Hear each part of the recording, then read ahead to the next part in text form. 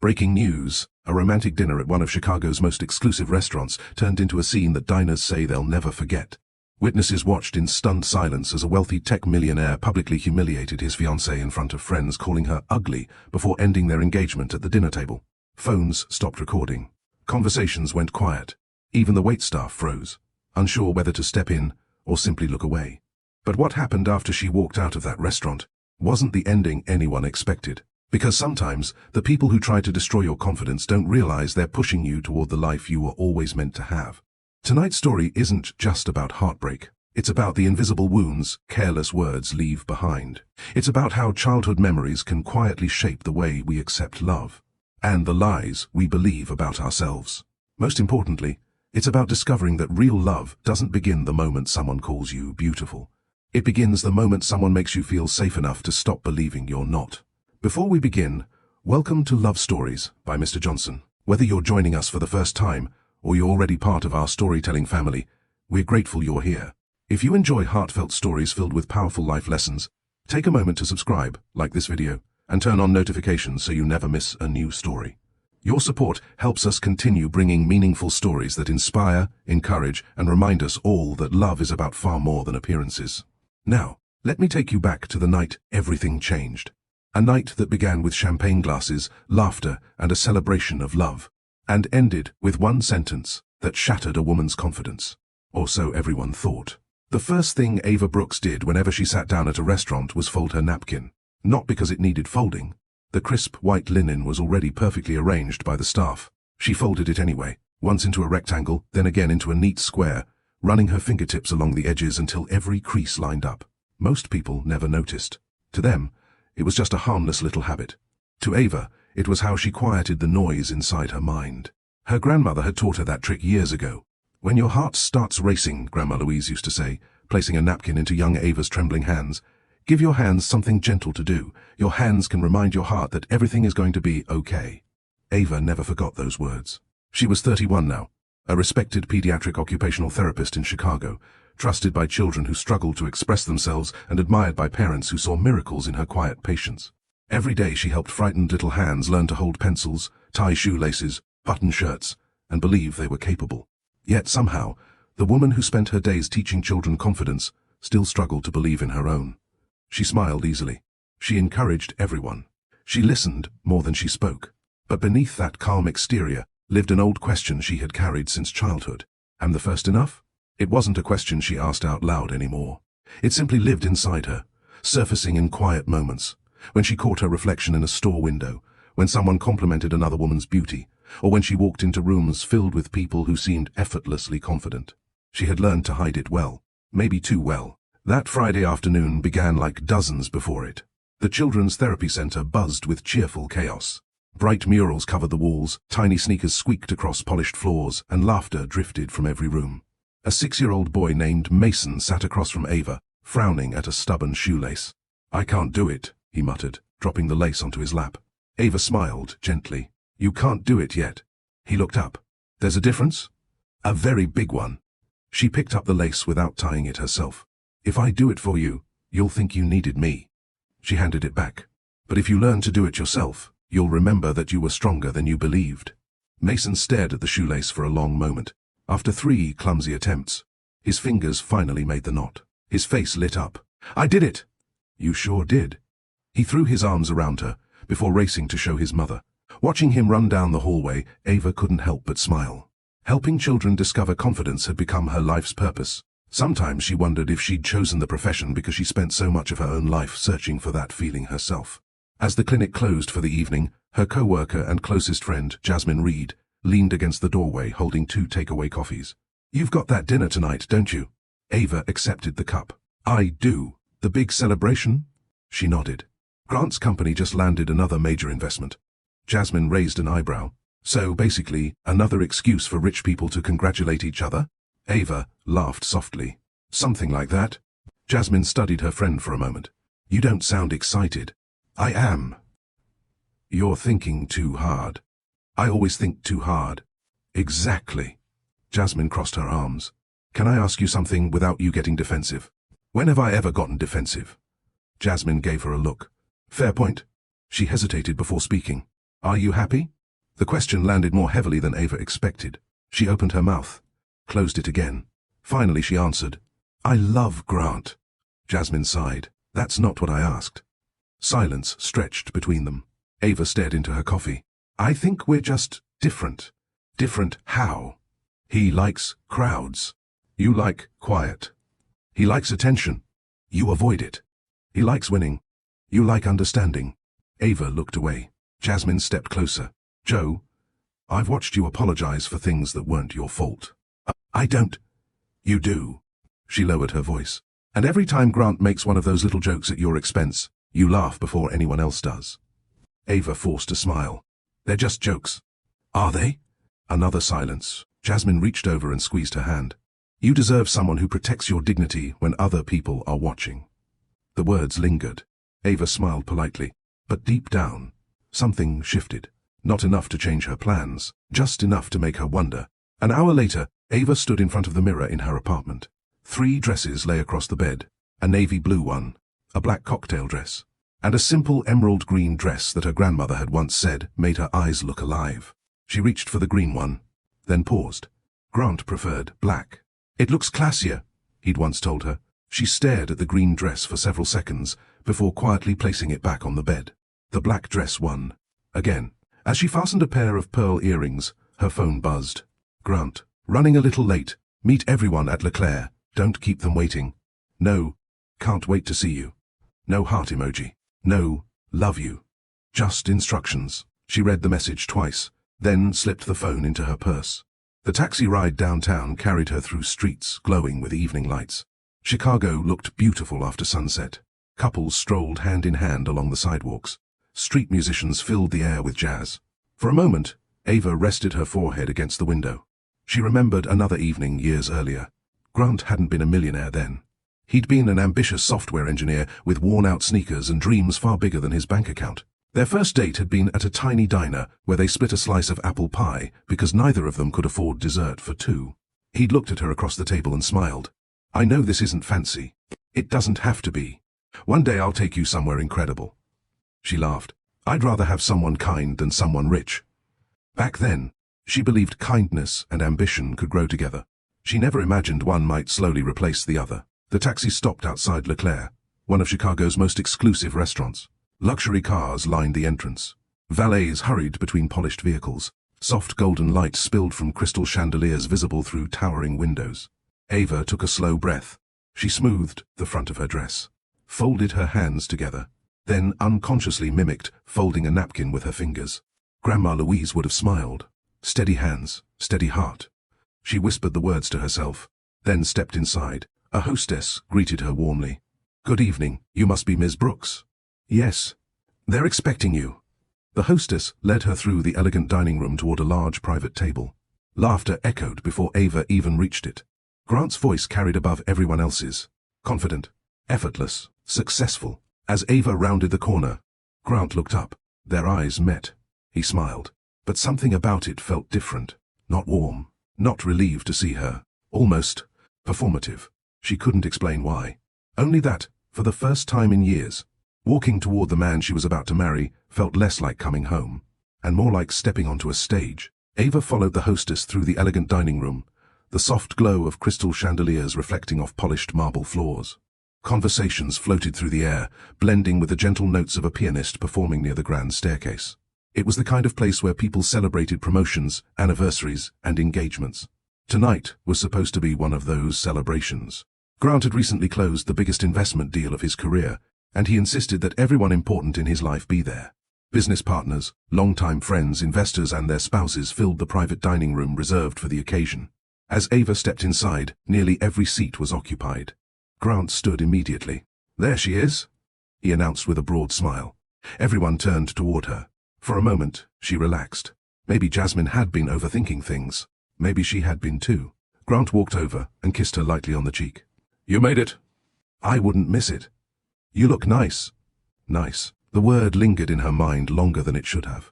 Years ago, he would have looked at her as though she were the only person in the room. Tonight, it felt more like a polite observation. Still, she smiled. Congratulations, she said softly. I'm proud of you. Thanks. He was already looking over her shoulder toward one of his investors. "I'll be right back." Before she could respond, he was gone. A waiter pulled out a chair beside Olivia Sinclair, one of Grant's closest friends from his new social circle. Olivia smiled politely. "Ava, right? That's me. I've heard so much about you." Ava returned the smile. "I hope all good things." Olivia laughed. "Grant mostly talks about how patient you are." Patient, not kind, not intelligent, not compassionate. Patient. She wasn't sure why that bothered her. The evening unfolded with expensive wine, perfectly plated meals, and conversations that drifted effortlessly between stock markets, luxury vacations, and million-dollar investments. Ava listened more than she spoke. It wasn't that she had nothing to say. She simply didn't feel the need to compete for attention. Across the table, Daniel Foster leaned toward her. "Grant told us you're a therapist." "I work with children." "That must be rewarding." "It is. What made you choose that career?" Ava smiled. "Helping children discover confidence before the world convinces them they shouldn't have it." Daniel nodded thoughtfully. "That's a beautiful answer." Grant looked up from his conversation. "It definitely doesn't pay like software." The table laughed politely. Ava did too, just enough to keep the moment moving. As dinner continued, stories began flowing more freely. One friend shared an embarrassing college memory. Another joked about disastrous first dates. Laughter bounced around the room. Then Olivia turned toward Grant. "So," she grinned mischievously, "who made the first move between you two?" Grant leaned back in his chair. "I did." Ava smiled at the memory. "It took him 3 weeks to ask me out." Grant chuckled. "I had to be sure." Daniel laughed. "Sure of what?" Grant swirled the wine in his glass. "That she wouldn't say no." Ava remembered that night perfectly. He had been nervous, sweet, endearing. The memory warmed her heart. Then Grant added, "And honestly," he shrugged, "it wasn't exactly because I was intimidated." A few people laughed. Ava's smile faded slightly. Grant continued, "I mean..." He looked directly at his friends. "It's not like she was the prettiest woman in the room." The laughter grew louder. Ava blinked. She wasn't sure she'd heard him correctly. Grant smiled as though he'd told the funniest joke of the evening. "You know what they say." He raised his glass.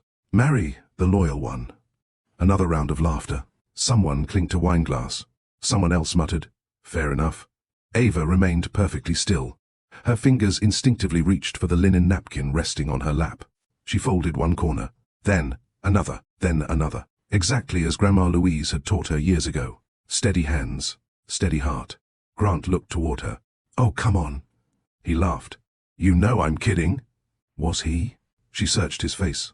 He wasn't looking at her anymore. He was looking around the table, waiting for another laugh, waiting for approval, waiting to be admired.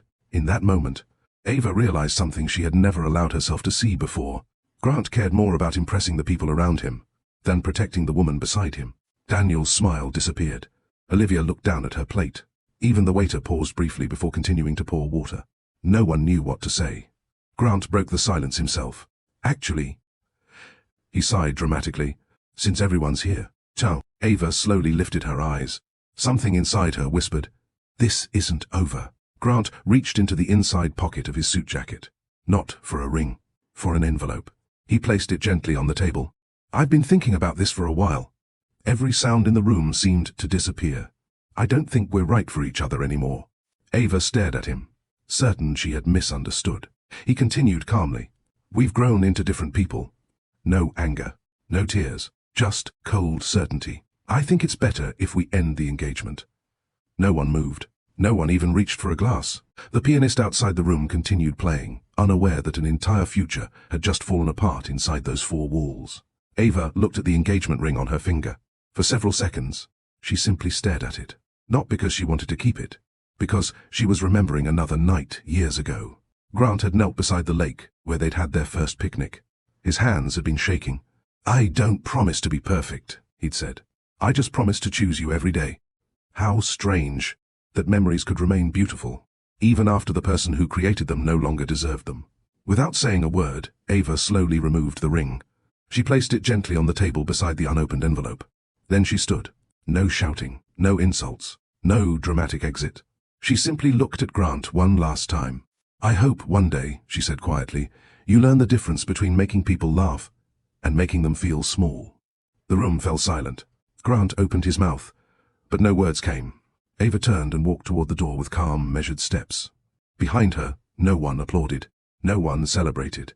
The laughter that had filled the room only moments before had vanished, replaced by an uncomfortable silence that seemed to accuse everyone who had joined in. As the restaurant doors closed behind her, the cool Chicago night wrapped around her like a deep breath. Only then did the tears come. Not loud, not dramatic, just quiet tears falling onto the same hands that had spent years helping children believe in themselves. For the first time in a long time, Ava realized something painful. Sometimes the hardest person to convince that you're enough is yourself. Before we continue Ava's journey, take a moment to think about this. Have you ever stayed silent while someone made you feel less than you truly are? Or have you ever found the courage to walk away from someone who didn't value your worth? Share your thoughts in the comments below. Your story could encourage someone else who needs hope today. If this story is touching your heart, please take a second to like this video, subscribe to Love Stories by Mr. Johnson, and turn on notifications so you never miss another inspiring love story filled with powerful life lessons. Now, let's continue, because Ava's story is far from over, and sometimes the most painful ending is only the beginning of a better life. Chicago woke beneath a gray sky. Rain tapped gently against the bedroom windows, soft enough to soothe some people back to sleep. Not Ava Brooks. She had barely slept at all. She lay motionless on the edge of the guest bed in Jasmine Reed's apartment, staring at the ceiling as the events of the previous night replayed with painful precision. She was never exactly the pretty one. The words echoed inside her mind with cruel clarity. She squeezed her eyes shut. No matter how hard she tried, she couldn't remember the sound of Grant telling her she was beautiful. She remembered him complimenting her dress, her cooking, her patience, her smile. But beautiful? The memory never came. That realization hurt almost as much as the humiliation itself. A gentle knock sounded on the bedroom door. "You awake?" Jasmine asked softly. Ava cleared her throat before answering. "Yeah." The door opened just enough for Jasmine to peek inside, balancing 2 steaming mugs of coffee. "I figured you might need this." Ava managed a faint smile. "You know me too well." "I've earned that title." Jasmine sat beside her on the bed and handed her one of the mugs. Neither woman spoke for nearly a minute. Sometimes the greatest kindness wasn't finding the right words. It was refusing to fill silence just because it felt uncomfortable. Finally, Jasmine broke it. "How are you feeling?" Ava looked down at the coffee swirling gently in the cup. "I don't know." "That's an acceptable answer. I keep thinking I should be angrier." "And?" "I'm mostly embarrassed." Jasmine frowned. "You didn't do anything embarrassing." "I know. But everyone saw." She swallowed hard. "They all looked at me like they felt sorry for me." Jasmine reached over and gently rested a hand on Ava's shoulder. "There's something I've learned working with families." Ava looked up. The person who should feel ashamed is rarely the one who actually does. The words lingered. Ava nodded slowly. "I wish my heart believed that." An hour later, Ava stood outside the luxury high-rise she had once proudly called home. The doorman recognized her immediately. "Good morning, Miss Brooks." She smiled politely. "Morning, Frank." His expression softened. News traveled quickly in Grant's world, especially bad news. "I'm sorry." "Thank you." Frank hesitated before opening the lobby door. "For what it's worth." She paused. "My wife says a person's true character always shows up when they think everyone important is watching." Ava offered him the first genuine smile she'd managed all morning. "Your wife sounds wise." 40 years of marriage will do that. The elevator ride to the penthouse felt strangely unfamiliar. Just yesterday she had pressed this same button without thinking. Now every floor felt heavier than the last. When the doors opened, silence greeted her. No music, no television, no smell of fresh coffee. Grant had already left for work, or perhaps he simply didn't want to face her. Either way, the apartment no longer felt like home. She walked slowly through the living room. Every object held a memory. The leather couch, where they'd spent entire Sundays watching old movies. The bookshelf, she corrected herself, Grant, had insisted should only contain serious books. The framed vacation photos from Italy. Looking at them now, she noticed something she'd never paid attention to before. In nearly every picture, Grant looked directly at the camera. She looked at Grant. She whispered to herself, "I spent years making sure you were happy." The apartment offered no answer. She carried empty cardboard boxes from the storage closet and began packing. Not angrily, not dramatically, methodically. Books first, then photographs, Then dishes her mother had given them after the engagement. Each item quietly reminded her of plans that would never happen. Children, holiday dinners, growing old together. Dreams packed into cardboard boxes were still dreams, just heavier. Her phone buzzed. Mum calling. Ava stared at the screen. She wasn't ready. Not yet. She let it ring. A moment later, a voicemail notification appeared. She didn't play it. Some heartbreaks needed a little more silence before they could survive conversation. Halfway through packing the kitchen, she opened a drawer searching for tape. Instead, she found a folded piece of paper, old, slightly yellow around the edges. Curious, she unfolded it. It was a grocery list. In Grant's handwriting, milk, bread, eggs, coffee. At the bottom, written much smaller, almost as an afterthought, were 4 words. Don't forget, she's enough. Ava blinked. She read the line again, then a third time. A tear slipped down her cheek. She remembered exactly when he'd written it. 6 years earlier. She had cried after a family reunion where distant relatives spent hours praising another cousin's beauty while barely acknowledging her. That night, she had asked Grant, "Do you ever wish I'd look different?" He had wrapped his arms around her. "No." "Promise?" "I promise." The next morning, he had written those words on his grocery list because he knew she'd probably find it while cooking. Don't forget, she's enough. Ava sank into one of the kitchen chairs. "What happened to you?" She whispered into the empty apartment. The heartbreaking truth wasn't that Grant had never loved her. The heartbreaking truth was that somewhere along the journey to becoming successful, he had become a stranger even to the man he used to be. And perhaps that was the saddest kind of loss. Ava remained seated at the kitchen table, the faded grocery list trembling slightly between her fingers. Don't forget she's enough. The handwriting was unmistakably Grant's. She traced the letters with her thumb, trying to reconcile the man who had written those words with the man who had humiliated her less than 24 hours earlier. Which one had been real? The young software engineer who once skipped lunch for a week so he could surprise her with tickets to an art exhibit she wanted to see? Or the millionaire who had traded her dignity for a few laughs at an expensive dinner? The question settled heavily in her chest. Perhaps they had both been real. People didn't always become different overnight. Sometimes they changed, one compromise at a time, one unchecked ego, one ignored apology, one joke that crossed the line, then another, and another, until the person they once promised never to become was staring back at them in the mirror. That realization brought Ava an unexpected sense of peace. If Grant had changed gradually, then she had ignored the changes gradually. Not because she was foolish. She folded the grocery list carefully and slipped it into her purse. Not to remember Grant, to remember herself. To remember that there had once been a time when she believed she was enough, without trying to earn it. The sound of the front door opening startled her. Her heartbeat quickened. Grant stepped inside, still dressed in the tailored navy suit he'd worn to the office. His expensive watch caught the afternoon light as he loosened his tie. For a brief second, surprise crossed his face. "I didn't know you'd be here today." "I came for my things." He nodded once. "Okay." No hug, no apology, no awkward attempt at conversation, just, "Okay." He walked to the kitchen island and poured himself a glass of sparkling water. The ordinary nature of the moment hurt more than shouting would have. As if ending an engagement was just another item on his schedule. Grant finally looked at the half-filled boxes scattered around the apartment. "Take whatever you want." Ava almost laughed. "My own belongings? You know what I mean." "I do." Silence returned. Grant cleared his throat. "I'm sorry things happened the way they did." She looked at him carefully. "The way they happened?" He shifted uncomfortably. "It wasn't ideal." "Ideal?" Her voice remained calm. "You announced the end of our engagement in front of 15 people. I didn't want to drag it out. So embarrassing me was more efficient." Grant sighed. "I knew this was going to become emotional." Ava stared at him. Not angry, not yelling. Simply stunned, emotional, as though heartbreak were an inconvenience. She took a slow breath. "Grant, do you remember the first apartment we rented together?" His eyebrows knitted together. "What does that have to do with this?" "It had leaking windows." He nodded faintly. "The heater barely worked." "Yeah.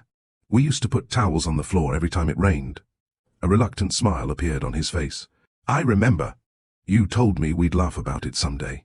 "We did." She shook her head gently. "No." His smile faded. "We stopped laughing together a long time ago." Grant looked away. "I worked hard for everything we have." "I know. I did it for us." "I believe you." "Then why does it sound like you're blaming me for succeeding?" I'm not. She folded another sweater into a box. I'm blaming you for forgetting who you were before success started telling you who to be. His jaw tightened. You think money changed me. I think the people you wanted to impress did. That landed harder than she expected. Grant didn't answer immediately. Instead, he stared out the floor-to-ceiling windows overlooking downtown Chicago. I had responsibilities. So did I. You don't understand the pressure. Ava smiled sadly. No. She admitted. I probably don't. Then she added quietly, but pressure doesn't create character. It reveals it. Grant turned toward her. Daniel called me this morning. The business partner? He said everyone thought I crossed a line. And? He said I owed you an apology. Ava waited. Grant remained silent. She tilted her head slightly. Was that it? What? The apology Daniel told you to give. His expression hardened. I came here to keep things civil. Civil? She nodded slowly. I think we're using that word differently. For the first time since he'd entered the apartment, Grant looked genuinely unsettled. He wasn't used to Ava disagreeing with him, not because she was weak, because she'd always chosen peace over pride. Today, peace looked different. She closed another moving box and sealed it with tape. You know something interesting? Grant didn't respond. When I work with children, I tell them mistakes don't define them. He folded his arms. But refusing to learn from your mistakes eventually does. She looked him directly in the eyes. I hope yesterday becomes one of the hardest memories of your life. His face softened in confusion. Why would you hope that? Because if it doesn't. Her voice almost broke. Then it means you're becoming comfortable hurting people. Grant opened his mouth to respond. Instead, his phone rang. He glanced at the screen. One of his investors. Without hesitation, he answered. Hey, Richard. Ava watched him walk onto the balcony, already discussing contracts, meetings, and numbers. The conversation flowed effortlessly. Within seconds, she no longer existed. She looked around the apartment one last time. Then she understood. This wasn't where her future had been left behind. Her future had walked out of the restaurant with her. She simply hadn't realized it yet. As she picked up the final box from the bedroom, something slipped from the top shelf of the closet. It landed softly on the carpet. A small leather journal. Grant's. She bent down to pick it up. She had no intention of invading his privacy. But as she lifted it, a folded photograph fell from between its pages. It was an old picture of the two of them at the county fair. Grant was looking at her, laughing as powdered sugar from a funnel cake dusted the tip of her nose.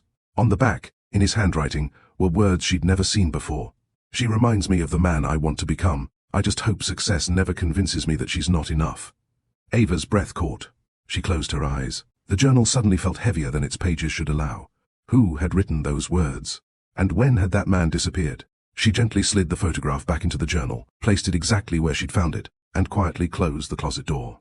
Some answers, she realized, belonged to the person who had lost himself, not the woman who was finally beginning to find herself. The elevator doors closed with a soft chime. Ava stood alone, surrounded by neatly stacked cardboard boxes, watching the numbers descend one floor at a time. 32. 31, 30. She had ridden this elevator hundreds of times.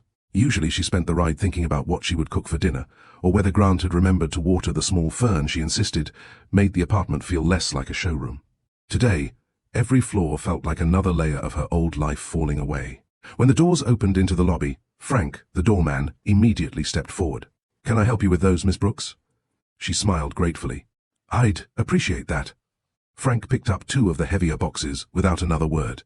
As they walked toward Jasmine's SUV parked outside, he glanced at Ava. You know, he said carefully, I've worked in this building for 23 years. She looked at him. I've seen marriages begin here and end here. Ava listened quietly. The happiest couples weren't the richest. He adjusted the box in his arms. They were the ones who never made each other feel alone. Those words settled gently into Ava's heart. Thank you, Frank. He nodded. I think you'll be just fine. For the first time since the restaurant, Ava believed someone might actually be right. Jasmine was leaning against her car when she arrived. The moment she saw the boxes, she hurried over. That's everything? Everything that belongs to me. Jasmine looked toward the towering apartment building. You okay? Ava thought about the question. Then she surprised herself. She took a slow breath. I'm sad. Jasmine smiled softly. That's healthier than pretending you're not. They loaded the final box into the back of the SUV. As Jasmine started the engine, neither woman spoke. The silence wasn't awkward. It was respectful. Halfway across the city, Jasmine finally asked, "Did you see him?" "I did." "Did he apologize?" Ava stared out the window. "He apologized the way people apologize when they regret the consequences more than the action." Jasmine sighed. "I was afraid you'd say that." "He kept talking about how things happened, but not about what he actually did." Ava nodded. "Exactly." Jasmine tightened her grip on the steering wheel. "My grandmother used to say something." "What?" "When someone breaks your favorite cup, don't listen to how sorry they sound. Watch whether they pick up the pieces." Ava smiled faintly. "Your grandmother and mine would have gotten along. They would have started a wisdom podcast." Both women laughed. It wasn't a long laugh. That afternoon, they carried the last box into Jasmine's spare bedroom. The room was simple. A twin bed, a dresser, a bookshelf, a window overlooking a small neighborhood park. It wasn't luxurious. It wasn't a penthouse. But, for the first time in months, Ava felt something she hadn't expected. Peace. She opened the first box. On top sat an old photo album. She hadn't looked through it in years. Curious, she flipped it open. There was the county fair, their first apartment, road trips, birthday dinners, Christmas mornings. As she turned each page, she noticed something strange. The earlier photographs felt warm, natural, messy. Over time, the smiles became more practiced. The poses became more perfect. The expensive vacations increased. The genuine laughter seemed to decrease. She frowned. "How did I never notice this?" Jasmine looked over. "What?" "It looks like we spent years trying to build a beautiful life." She turned another page. Instead of a happy one. That evening, Ava's mother finally reached her. Her phone rang again. This time, Ava answered. "Hi, Mom." There was a pause. Then her mother's familiar voice. "Oh, sweetheart." Those two words were enough. The tears Ava had managed to hold back all day finally escaped. "I'm sorry," Ava whispered. "For what?" "For disappointing everyone." There was complete silence on the other end. Then her mother spoke firmly. "Listen to me carefully." Ava wiped her eyes. "You did not fail because someone stopped choosing you." Another pause. "The wrong person walking away doesn't reduce your value." Ava closed her eyes. "I keep wondering what I did wrong." Her mother answered immediately. "That's because kind people search themselves before blaming others." Those words stayed with Ava. "Your father and I taught you to examine your own heart." "I know, but don't confuse humility with responsibility." Ava listened. "You are responsible for your choices, not someone else's cruelty." Ava felt something inside her loosen. For the first time, she stopped asking, "Why wasn't I enough?" and started asking, "Why did I spend so long trying to prove I was?" Later that night, unable to sleep, Ava walked to the neighborhood park. The rain had stopped. Streetlights reflected across small puddles. Children's laughter from earlier in the day had been replaced by the quiet hum of crickets. She sat on an empty bench. Across the path, an elderly couple walked hand in hand. Slowly, carefully, neither seemed in a hurry. The man stopped to zip up his wife's jacket. She smiled at him as though he'd handed her the world. Such a tiny gesture. Such enormous love. Ava watched them disappear around the corner. Her grandmother's voice drifted into her memory. "Pay attention to how someone treats you when no one is watching." She thought about the restaurant. Grant had cared deeply about the people watching. The elderly man in the park hadn't looked around once before helping his wife. One sought approval. The other simply offered care. The difference suddenly felt enormous. As Ava stood to leave, she noticed a small boy struggling to retrieve a bright red kite tangled in a tree. He jumped repeatedly, frustration written all over his face. Without thinking, Ava walked over. "Need some help?" The boy nodded. "It's stuck." She looked around and spotted a long fallen branch. Using it carefully, she nudged the kite free. It drifted gently to the ground. The little boy's face lit up. "Thank you." He hugged the kite tightly before running back toward his father. "Dad, she got it." His father smiled warmly. "Thank you, Mom." It was nothing. But, as Ava continued walking, she realized it wasn't nothing. For a few minutes, she hadn't been thinking about Grant. She'd simply been herself, helping someone, the woman she had always been, the woman she feared she had lost. Maybe she wasn't lost at all. Maybe she'd only been buried beneath someone else's opinion. When Ava returned to Jasmine's apartment, she found a small envelope resting on the kitchen counter. Jasmine shrugged. "It came this evening. Courier dropped it off. There was no return address." only her name. Carefully, Ava opened it. Inside was a handwritten note. Ms. Brooks, not everyone at that dinner agreed with what happened. Some of us were ashamed, we stayed silent. One day, I hope you'll forgive our silence, even if you never forgive his words. A friend. Ava folded the note slowly. She didn't know who had written it. Daniel? Olivia? Someone else? It didn't matter. What mattered was the realization that kindness had still existed in that room, even if fear had kept it quiet. She looked out the apartment window into the Chicago night. For the first time since the engagement ended, the future didn't feel empty. It felt unknown. And unknown, she realized, wasn't always something to fear. Sometimes, it was where healing began. Monday mornings usually began with children's laughter echoing through the brightly painted hallways of Lakeside Pediatric Therapy Center. Today, the building sounded exactly the same. The world hadn't stopped because Ava Brooks's heart had been broken. Parents still rushed to appointments. Tiny backpacks still bounced against little shoulders. Someone in the waiting room was still trying to convince a stubborn toddler that dinosaurs couldn't come inside the therapy gym. Life, Ava realized as she stood outside the entrance gripping her travel mug, had an almost unfair way of continuing. She took a slow breath before pushing open the glass door. The familiar scent of crayons, coffee, and disinfectant greeted her. "Miss Ava." A small voice came racing down the hallway. Before she could react, 6-year-old Mason Carter wrapped his arms around her waist. "You came back." She smiled, kneeling to his height. "Of course I came back. I made something." He proudly held up a colorful drawing. It showed 2 stick figures standing beneath an oversized rainbow. One figure wore curly black hair. The other had a huge smile. "That's you," Mason explained proudly. "And who's the other person?" He looked confused. "That's me." Ava laughed softly.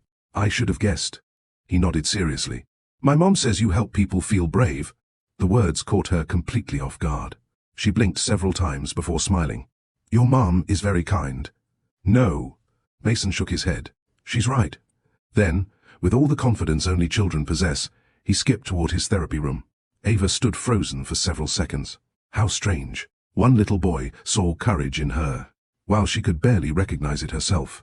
Inside the staff lounge, Jasmine was already making coffee. She looked up and smiled. "I was wondering how long you'd stand outside pretending to admire the parking lot." Ava laughed. "Was it obvious? You've been staring through the front windows for almost 3 minutes."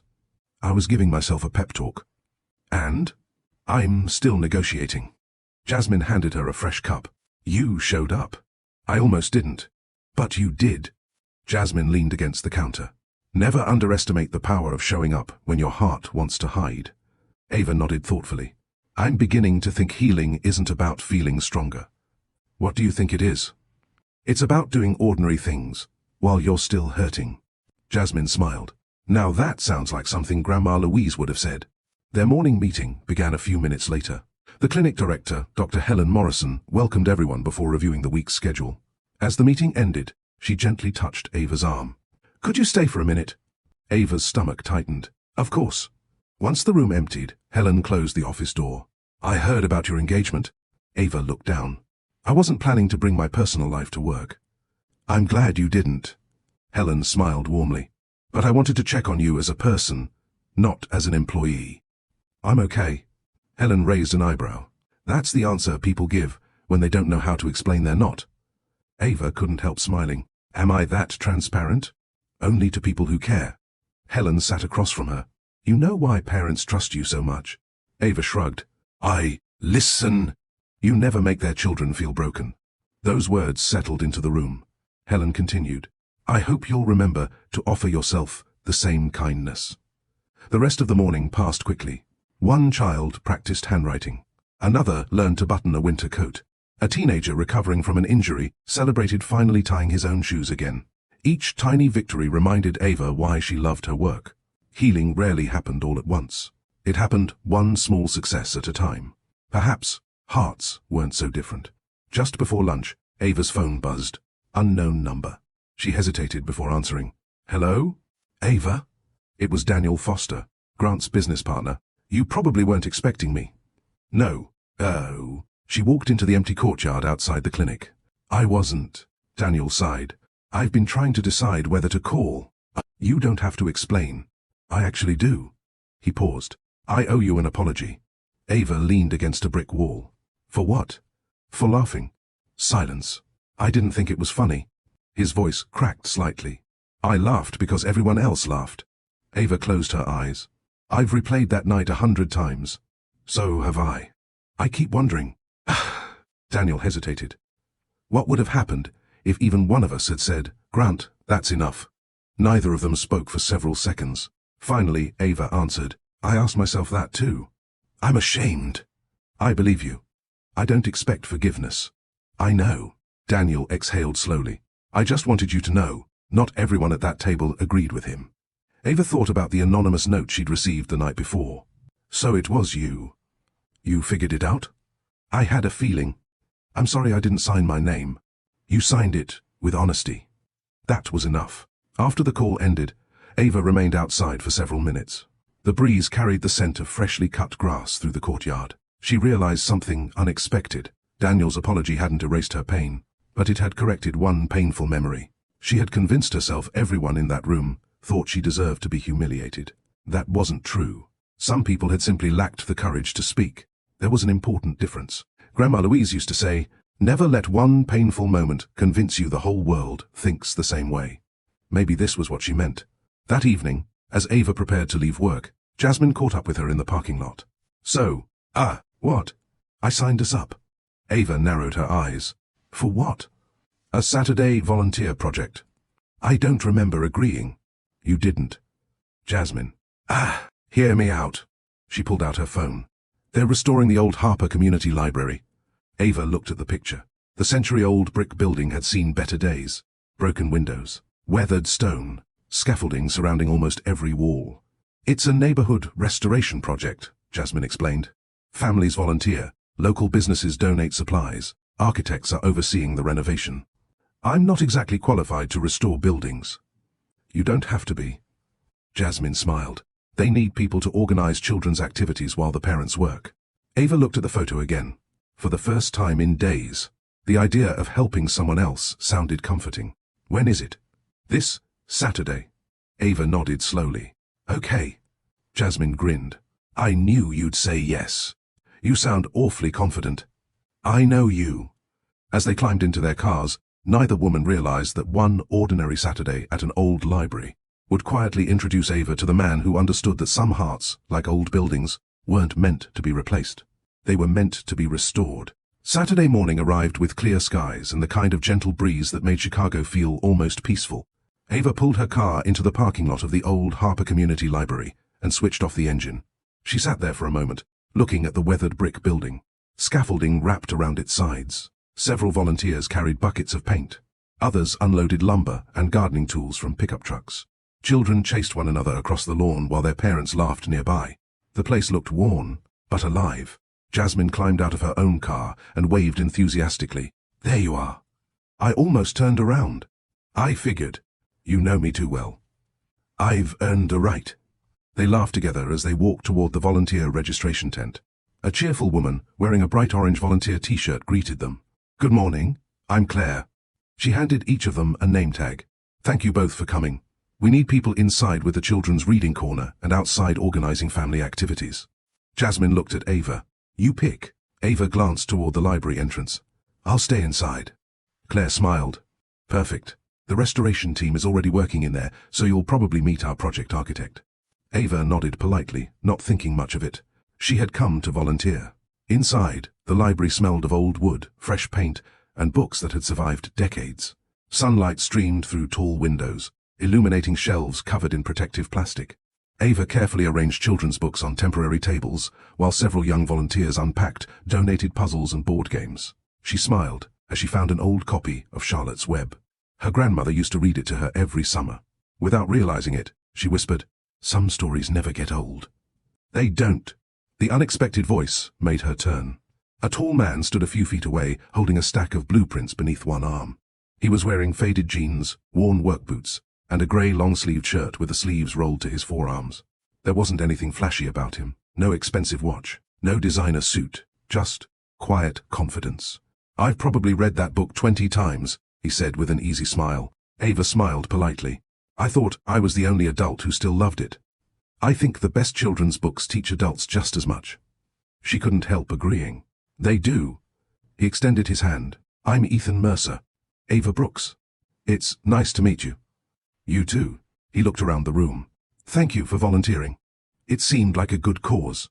It is. He glanced toward the towering bookshelves. My grandfather brought me here every Saturday when I was little. You grew up nearby? Just 6 blocks away. He smiled at the building. I learned to love stories in this place.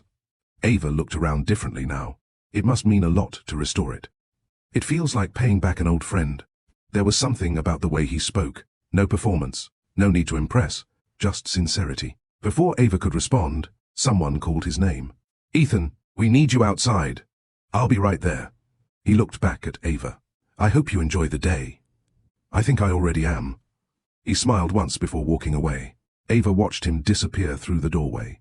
It was a perfectly ordinary conversation, yet somehow, it left her feeling unexpectedly calm. By late morning, the library buzzed with activity. Children colored bookmarks while parents painted walls. Local musicians played soft acoustic music near the entrance. Neighbors shared sandwiches and homemade lemonade. It felt less like construction, and more like community. Ava was helping 2 little girls organize donated books when a small boy burst into tears nearby. My tower fell. Wooden blocks lay scattered across the floor. Several adults instinctively started rebuilding it for him. Ava gently stopped them. Can I try something? The boy sniffled. She knelt beside him. I know you're upset. He nodded. It took forever. I believe you. She picked up 1 block and handed it to him. What if we build it together? Within minutes, other children joined in. Soon they were laughing as the tower became taller than before. Ethan happened to walk back inside just as the children cheered. He paused, watching quietly. Claire smiled beside him. That's Ava. I know. She's incredible with kids. Ethan continued watching. 1 little girl accidentally knocked over the tower again. Everyone gasped. Instead of crying, the children laughed and immediately started rebuilding. Ethan smiled. What changed? Claire answered. She taught them that falling down isn't failure. He looked toward Ava again. No. No, he said softly. She taught them not to be afraid of trying again. During lunch, volunteers gathered beneath large tents outside. Ava found an empty picnic table. Moments later, Ethan approached carrying 2 bottles of water. Mind if I join you? Not at all. He sat across from her. For a while, they simply watched children running across the grass. Finally, Ethan spoke. You have a gift. Ava looked confused. For organizing books? He chuckled. For helping people feel capable. She looked down. I just try to encourage them. It shows. He took a sip of water. You never do the hard part for them. If I did. She smiled. They'd never discover they could do it themselves. Ethan nodded thoughtfully. My grandfather used to say something similar. What was that? Real help isn't carrying someone's future. It's reminding them they have the strength to carry it themselves. Ava smiled. I would have liked your grandfather. I think he would have liked you too. For reasons she couldn't explain. That simple sentence warmed her heart. Their conversation drifted naturally. Favorite books, Chicago neighborhoods, volunteer work, childhood memories. Neither asked intrusive questions. Neither tried to impress the other. The conversation simply flowed. There was an ease to it Ava hadn't felt in years. Then Ethan noticed the faint indentation on her left ring finger. He looked away immediately. I'm sorry. For what?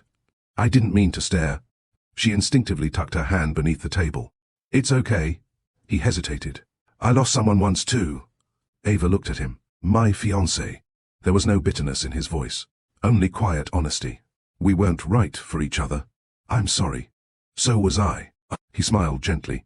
But sometimes endings make room for people to become who they were supposed to be. The words settled between them. Neither offered details. Neither asked questions. Some wounds didn't need explanations. Only understanding. As the afternoon came to an end, volunteers gathered for a group photo in front of the library. Children laughed as paint-covered adults squeezed together. Claire counted.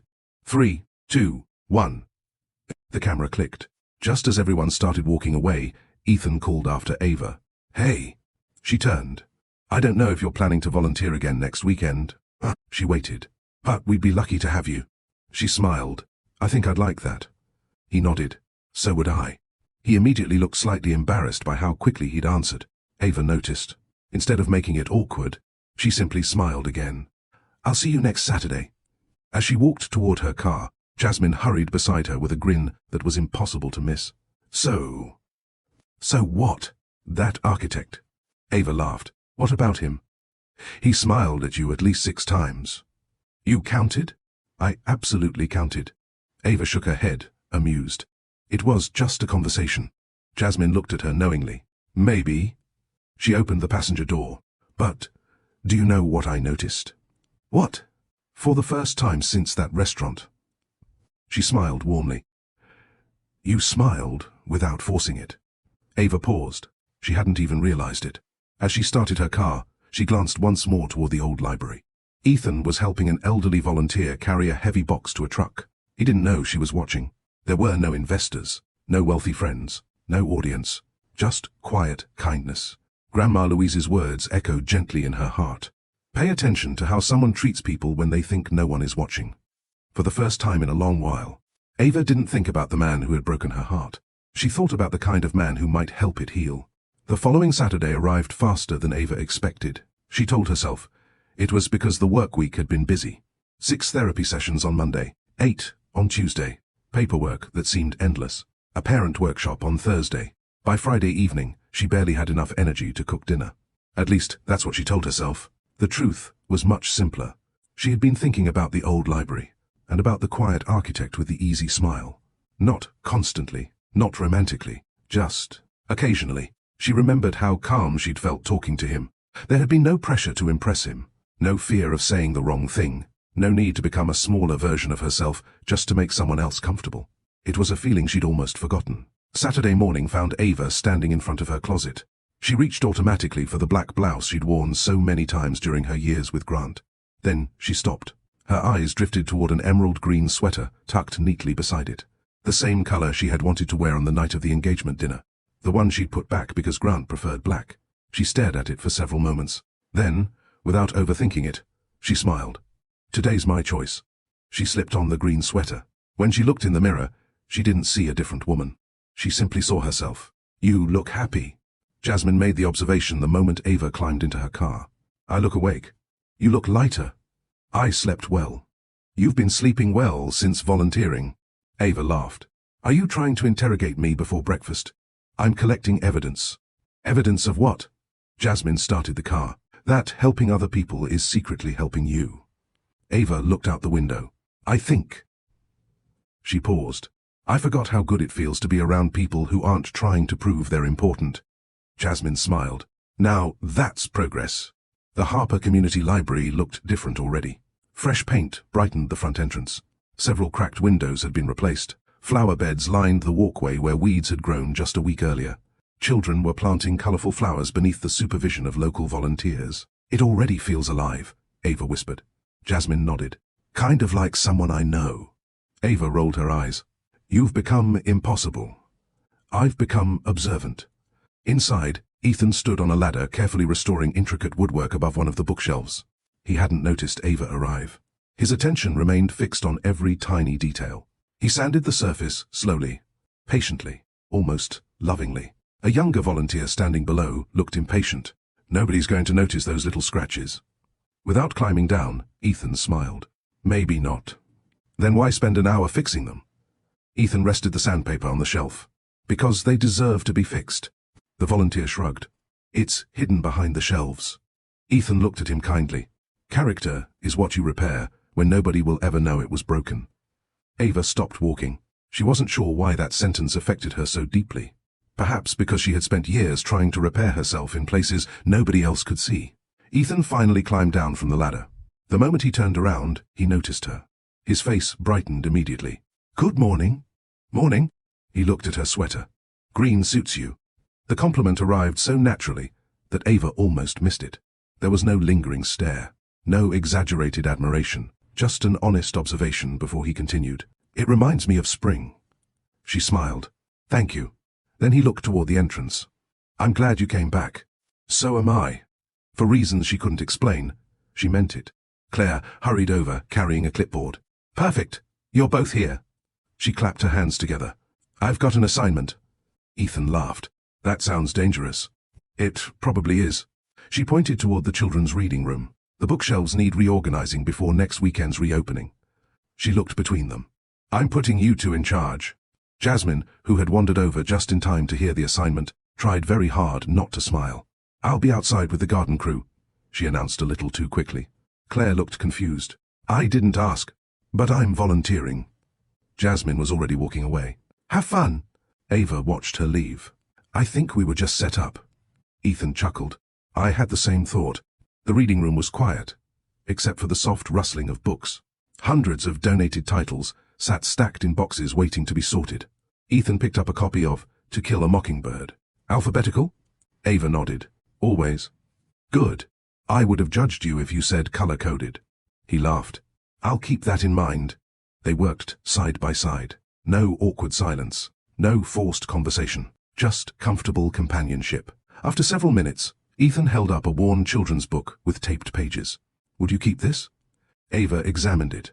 The cover was faded. The corners bent. Someone had lovingly repaired several torn pages with clear tape. She smiled. I would. Even though it's falling apart? She nodded. Because somebody loved it enough to keep fixing it. Ethan looked at the book thoughtfully. My grandfather refused to throw away damaged books. What did he say? He used to tell me. Ethan carefully placed the book on the shelf. The stories inside don't become less valuable because the cover gets worn. Ava froze for just a second. Those words reached somewhere deep inside her. Almost without thinking, she whispered, I wish more people believed that about each other. Ethan looked at her, not with curiosity, but with understanding. I think some people do. A few minutes later, they discovered a dusty wooden box tucked behind one of the bottom shelves. It had apparently been forgotten for years. Ethan carefully opened it. Inside were dozens of handwritten letters. Children had written them to the library decades earlier. Ava unfolded one at random. It was dated April 18th, 1996. Dear Library, thank you for letting me read after school because home is loud. Books make me feel safe. Ava's eyes softened. She reached for another. Dear Librarian, when my parents got divorced, this was the only place where nobody asked me questions. She looked up at Ethan. They weren't writing to a building. He nodded. They were writing to the place that helped them survive.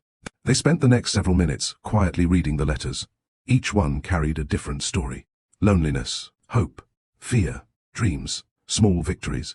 The room felt strangely sacred. Finally, Ethan spoke. You know. What? I've restored houses, churches, schools. He gently closed the wooden box. But I think this building has been restoring people all along. Ava smiled. And now, you're returning the favor. He looked at her. No. His smile was warm, but humble. We all are. For the first time in weeks, Ava felt something she hadn't expected after everything she'd been through. Not excitement, not butterflies, something quieter. The relief of being around someone who didn't need her to be prettier, or quieter, or different. Someone who simply seemed glad she was there. As they continued arranging the shelves together, neither of them realized that the strongest foundations, whether in buildings or relationships, were almost always built one careful layer at a time. By early afternoon, the reading room looked completely different. The once cluttered shelves now stood neatly organized, each section carefully labeled. Picture books filled the lower shelves within easy reach of little hands, while chapter books and classics lined the taller bookcases. Sunlight streamed through the freshly cleaned windows, making the old room feel alive again. Ava stepped back and smiled. I think we actually did it. Ethan glanced around with quiet satisfaction. No. He grinned. I think the books did. She laughed. You architects really know how to make everything sound poetic. My sister says I overthink everything. Do you? Probably. He shrugged. But old buildings deserve careful thinking. Ava looked around the room. So do people. Their eyes met for a brief moment. Neither looked away because of attraction. They simply recognized something familiar in each other. The understanding of someone who believed broken things weren't disposable. Outside, volunteers gathered around folding tables where local restaurants had donated lunch. Children ran across the lawn chasing bubbles while parents applauded a local high school jazz band performing near the entrance. Jasmine carried 2 paper plates toward Ava. You've been inside all morning. I didn't realize how much time had passed. Jasmine looked toward Ethan, who was helping an elderly volunteer carry folding chairs across the lawn. Then she leaned closer. So. Ava sighed dramatically. Don't. I haven't said anything. You don't have to. Jasmine smiled. I'm simply observing. You're impossible. I know. She nodded toward Ethan. Watch him. Ava looked over. Ethan had reached the elderly volunteer's car. Instead of dropping the chairs and walking away, he stayed. He helped the man arrange everything neatly inside the trunk. Then he closed it gently. He waited until the older gentleman was safely inside the driver's seat before waving goodbye. Only then did he return. No one applauded. No one even seemed to notice. Except Ava. Grandma Louise's voice echoed quietly in her memory. The way someone treats people who can't repay them tells you everything about their character. Without realizing it, Ava smiled. After lunch, Claire approached carrying another clipboard. I have one last job. Ethan laughed. I was afraid of that. The library received several boxes of donated furniture. She pointed toward the basement. We need someone to decide what stays and what goes. I'll help, Ava offered. So will I, Ethan said. Claire looked relieved. You two are becoming my favorite volunteers. The basement smelled faintly of cedar wood and old paper. Dust floated through beams of sunlight shining from narrow windows near the ceiling. Dozens of old chairs, tables, lamps, and bookshelves filled the room. Some looked beyond repair. Others simply needed attention. Ava carefully brushed dust from an old wooden reading chair. It has beautiful craftsmanship. Ethan knelt beside her. It was handmade. Really? He pointed toward the carved legs. See these joints? She nodded. They're impossible to mass-produce today. She ran her fingers gently along the polished wood. So why was it down here? Because replacing something is usually easier than restoring it.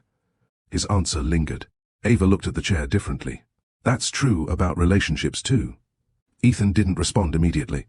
Instead, he carefully turned the chair over. Sometimes. She looked at him. But not always? He smiled thoughtfully. I think too many people believe every relationship should be saved. And you don't? I think healthy relationships deserve fighting for. He adjusted one of the loose legs. But some relationships slowly convince you that you're worth less than you actually are. Ava looked down. He wasn't looking at her. He couldn't possibly know. Could he? Ethan continued quietly. My grandfather used to restore antique furniture. She listened. He taught me something I'll never forget. What was that? If repairing something requires destroying what made it beautiful in the first place. He gently tightened a loose screw. Then it isn't restoration. It's replacement. Ava felt those words settle deep inside her heart. For years, she had been changing herself, dressing differently, speaking differently, laughing less loudly, choosing restaurants Grant preferred, making herself smaller, little by little. She hadn't been repairing the relationship. She'd been replacing pieces of herself. They continued sorting furniture in comfortable silence. After nearly an hour, Ethan picked up an old picture frame. The glass was cracked. Inside was a faded photograph of volunteers from nearly 40 years earlier, standing proudly in front of the library. He smiled. Look. Ava stepped beside him. Everyone in the picture looked ordinary. Teachers, construction workers, students, parents, children. No celebrities, no wealthy donors, just neighbors helping neighbors. They probably never imagined people would still appreciate what they built. They weren't building it for recognition, Ethan said. They were building it because someone after them would need it. Ava thought about the children she worked with every day. Perhaps kindness worked the same way. Sometimes you planted confidence that someone else would harvest years later. As the afternoon drew to a close, volunteers began cleaning up tools and loading supplies into trucks. Claire gathered everyone together. I just want to thank each of you. Applause spread across the group. This building is changing because people who have nothing to gain chose to give their time. She smiled warmly. That's what community looks like. Everyone clapped again. As people slowly dispersed, Ethan walked beside Ava toward the parking lot. I wanted to ask you something. She looked at him. Next Thursday. He hesitated slightly. Our neighborhood hosts a free reading night here. She waited.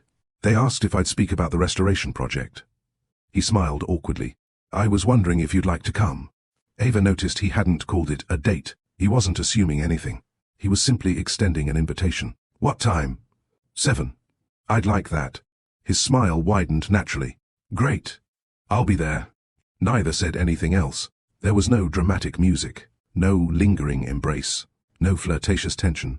Just two people agreeing to spend another evening in the same place. Sometimes, that was enough. Jasmine watched from her car as Ava approached. Well? What? You'll be back Thursday. Ava laughed. Claire asked all the volunteers. Jasmine raised an eyebrow. Did she? Ava hesitated. Not exactly. I thought so. She started the engine. I'm happy for you. Ava looked puzzled. Nothing's happened. I know. Jasmine smiled gently. That's why I'm happy. Ava frowned. I don't understand. Jasmine glanced at her before pulling out of the parking lot. You're not rushing. She continued driving. After everything Grant put you through, you're not looking for someone to rescue you. She smiled. You're simply getting to know someone. Ava looked out the window. The old library slowly disappeared behind them. For the first time in years, she wasn't imagining a future with someone. She was simply enjoying the present. And perhaps that was the healthiest beginning love could have. Because relationships built on loneliness often became dependency. But relationships built on peace had a chance to become something lasting. As the Chicago skyline came into view, Ava rested her head against the window and smiled to herself. Healing, she realized, wasn't about forgetting the past. It was about no longer allowing the past to decide what kind of future you deserved. Thursday evening arrived with the warm glow of late summer settling over Chicago. The Harper Community Library looked almost transformed. Fresh flowers framed the front entrance. The newly restored brick walls caught the golden light of the setting sun, making the old building appear younger without hiding its age. Ava stood at the bottom of the front steps for a moment, taking it all in. Children ran across the lawn carrying library cards like prized treasures. Parents chatted on benches, while volunteers arranged folding chairs for the community reading night.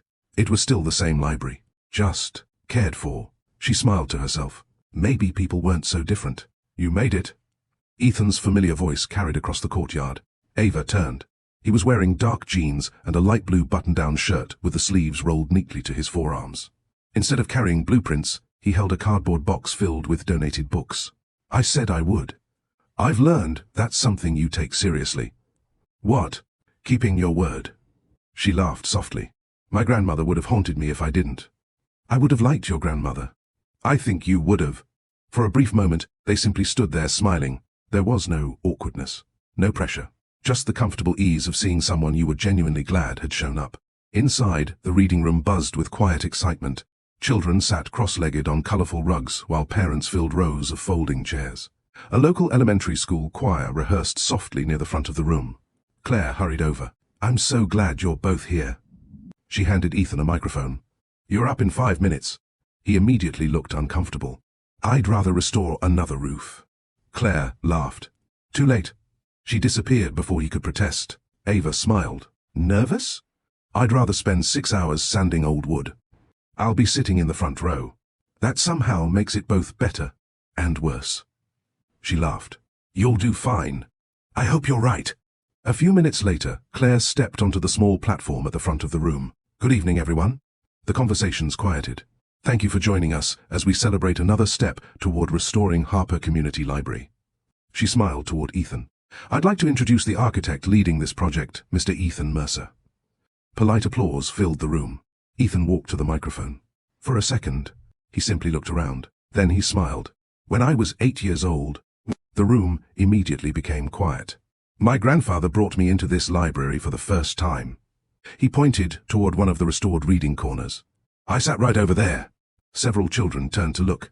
I wasn't interested in books. The audience chuckled. I wanted to be outside climbing trees. More laughter. But my grandfather handed me a book about old buildings. He smiled at the memory. I told him buildings were boring. A few parents laughed knowingly. He said something I've never forgotten. Ethan paused. Every building tells a story about the people who believed it was worth saving. The room grew still. I didn't become an architect because I loved buildings. He looked around the library. I became one because I realized people deserve places that remind them they're worth investing in. Ava listened quietly. Every word sounded genuine. There was no attempt to impress anyone. Only gratitude. Ethan continued. This library isn't beautiful because it's perfect. He gently rested his hand on one of the original wooden shelves. It's beautiful because generation after generation refused to give up on it. He looked toward the children sitting in the front. I hope every child who walks through these doors remembers something important. He smiled warmly. You don't have to be perfect to be valuable. Silence. Then applause filled the room. Not loud, not dramatic. Just heartfelt. Ava found herself clapping harder than anyone. Not because Ethan had given a perfect speech. Because he'd said something she wished every child and every adult could believe. After the event, families lingered, browsing shelves and talking with volunteers. A little girl no older than 7 approached Ethan shyly, clutching a well-loved copy of Anne of Green Gables. Excuse me? Ethan knelt so they were eye level. Hi. My daddy says you're the reason the library is pretty again. He smiled. A lot of people helped. She looked around.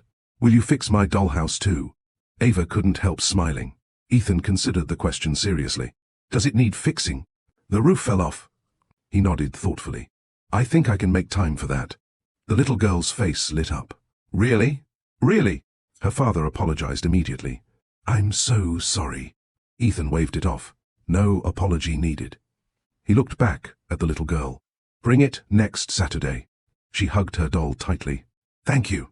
As they walked away, Ava shook her head. You just volunteered for another project. I think I did. You know she won't forget that. I hope not. The crowd gradually thinned. Claire thanked the remaining volunteers before heading home. Soon, only a handful of people remained. Ethan carried 2 cups of hot chocolate from the refreshment table. I wasn't sure if you liked coffee this late. Ava accepted one. You remembered. You mentioned it last week. She blinked. I did? You said your grandmother believed coffee after 8 o'clock was an invitation for insomnia. Ava laughed. I can't believe you remembered that. He shrugged. I try to remember things people tell me. The simplicity of the statement caught her off guard. Grant had remembered business meetings, investment numbers, and golf reservations with remarkable precision. Yet somehow, he often forgot the little things that mattered to her. Not because he was cruel, because somewhere along the way, he had stopped paying attention. They stepped outside onto the library's front porch. The evening air carried the scent of fresh rain and blooming flowers. For several moments, neither spoke. The silence felt comfortable. Finally, Ethan broke it. Can I ask you something? Of course. What made you become a pediatric occupational therapist? Ava looked toward the quiet street. I think. She smiled faintly. Because I know what it's like to believe you're falling behind everyone else. He didn't interrupt. When I was little, I was painfully shy. She laughed softly at the memory. My teachers thought something was wrong because I hardly spoke. What changed? My grandmother. She smiled. She never tried to change me. What did she do? She kept reminding me that quiet people still have important things to say. Ethan nodded. She sounds remarkable. She was. Ava stared into her cup. When she passed away. Her voice softened. I promised I'd become the kind of adult she was for me. Ethan looked at her with quiet admiration. I think you kept that promise. For reasons she couldn't explain. Those words meant more than any compliment about her appearance ever could, because he wasn't praising how she looked. He was recognizing who she had become. And, for the first time in a very long while, Ava felt truly seen. The evening settled gently over the Harper Community Library. Most of the volunteers had gone home. The laughter of children had faded into the distance, replaced by the rhythmic chirping of crickets and the occasional rumble of passing trains. Ava and Ethan remained on the library's front porch, each holding a cup of now lukewarm hot chocolate. Neither seemed eager to leave. Not because they had something extraordinary to say, because neither felt the need to rush the silence. For Ava, that was new. With Grant, silence had often felt like something that needed to be filled. If she wasn't talking, she wondered whether he was bored. If he became quiet, she assumed she had done something wrong. She had spent years interpreting silence as danger. Sitting beside Ethan, it simply felt like peace. You look like you're thinking. Ethan's voice was gentle. Ava smiled. I always look like that. I know, she laughed. Is it that obvious? Only because I do the same thing. What are you thinking about? He leaned back against the porch railing. How strange memory is. She looked at him with interest. What do you mean? I've been restoring this building for almost a year. He glanced toward the library doors. Most people walk in and notice what's new. She nodded. I notice what's still here. The old wood, the original brick, the scratches on the staircase. He smiled. Exactly. He looked back at her. I think people are like that. She waited. We're all carrying old versions of ourselves. Some beautiful, some painful, but they never disappear. Ava looked down into her cup. They don't. For a moment, neither spoke. Then Ava surprised herself. Can I tell you something? You don't have to ask. She took a slow breath. My ex-fiancé. She hadn't spoken those words aloud before. Ended our engagement in front of his friends. Ethan remained completely still. No shocked expression. No interruption. No immediate questions. He simply listened. He called me ugly. The words sounded even harsher spoken aloud.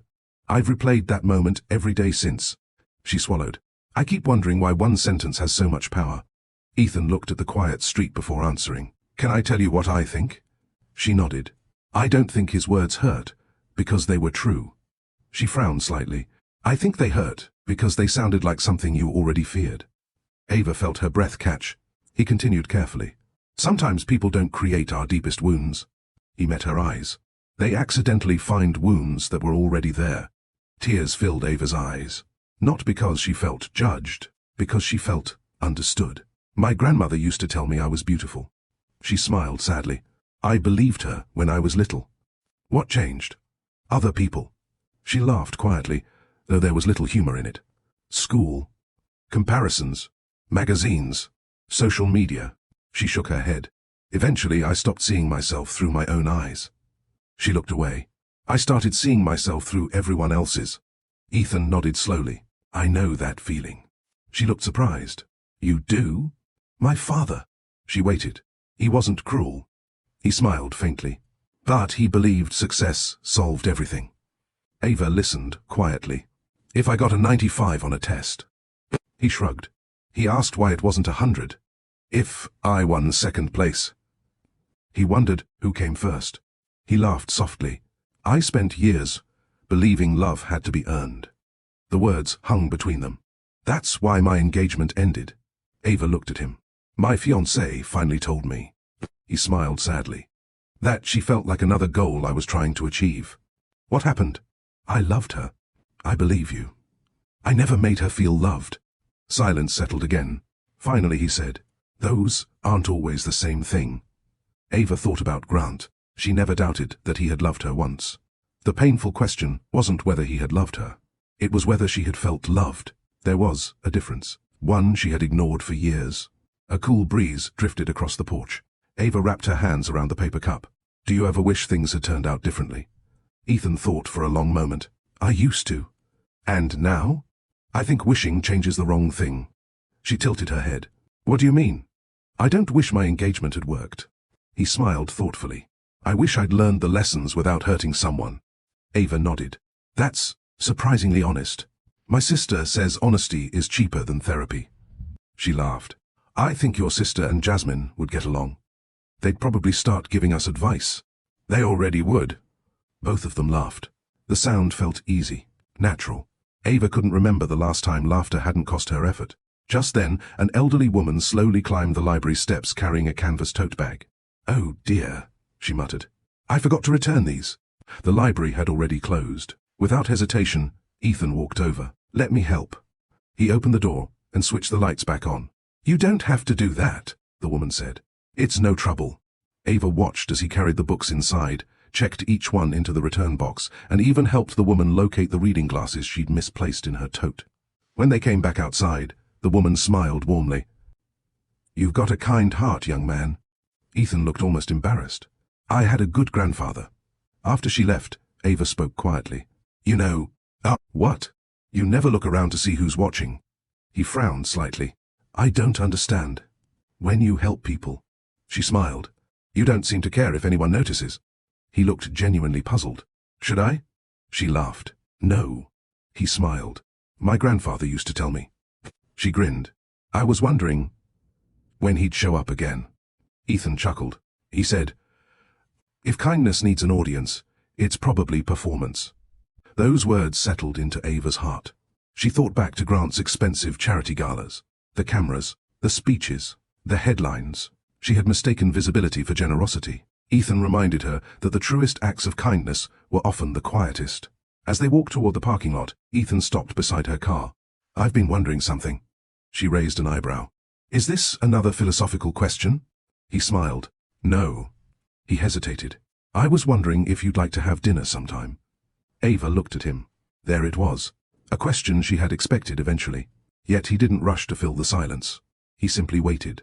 No pressure, no assumption, no charm offensive. Just patience. She smiled warmly. I'd like that. His shoulders relaxed, almost imperceptibly. Good. He reached into his pocket and pulled out a small notebook. There's a little family-owned Italian restaurant near Lincoln Square. She laughed. You carry restaurant recommendations in your pocket. I sketch buildings. He held up the notebook. The restaurant just happens to be on one of the pages. She looked at the rough pencil sketch. The little restaurant sat beneath a large oak tree, every brick carefully drawn, every window shaded with remarkable detail. It's beautiful. He smiled. I thought so too. Then he looked at her. Would next Friday work? It would. He nodded. I'll text you the address. As Ava climbed into her car, she watched him walk toward his truck. Halfway there, he turned back and waved. She waved in return. It was such a simple moment, yet something inside her felt different. Not because someone had asked her to dinner, but because she hadn't spent the evening trying to become someone else's idea of enough. She had simply been herself. And somehow, that had been enough. As she drove home beneath the city lights, Grandma Louise's voice returned one more time. The right people don't make you audition for love, sweetheart. They make you feel safe enough to stop performing.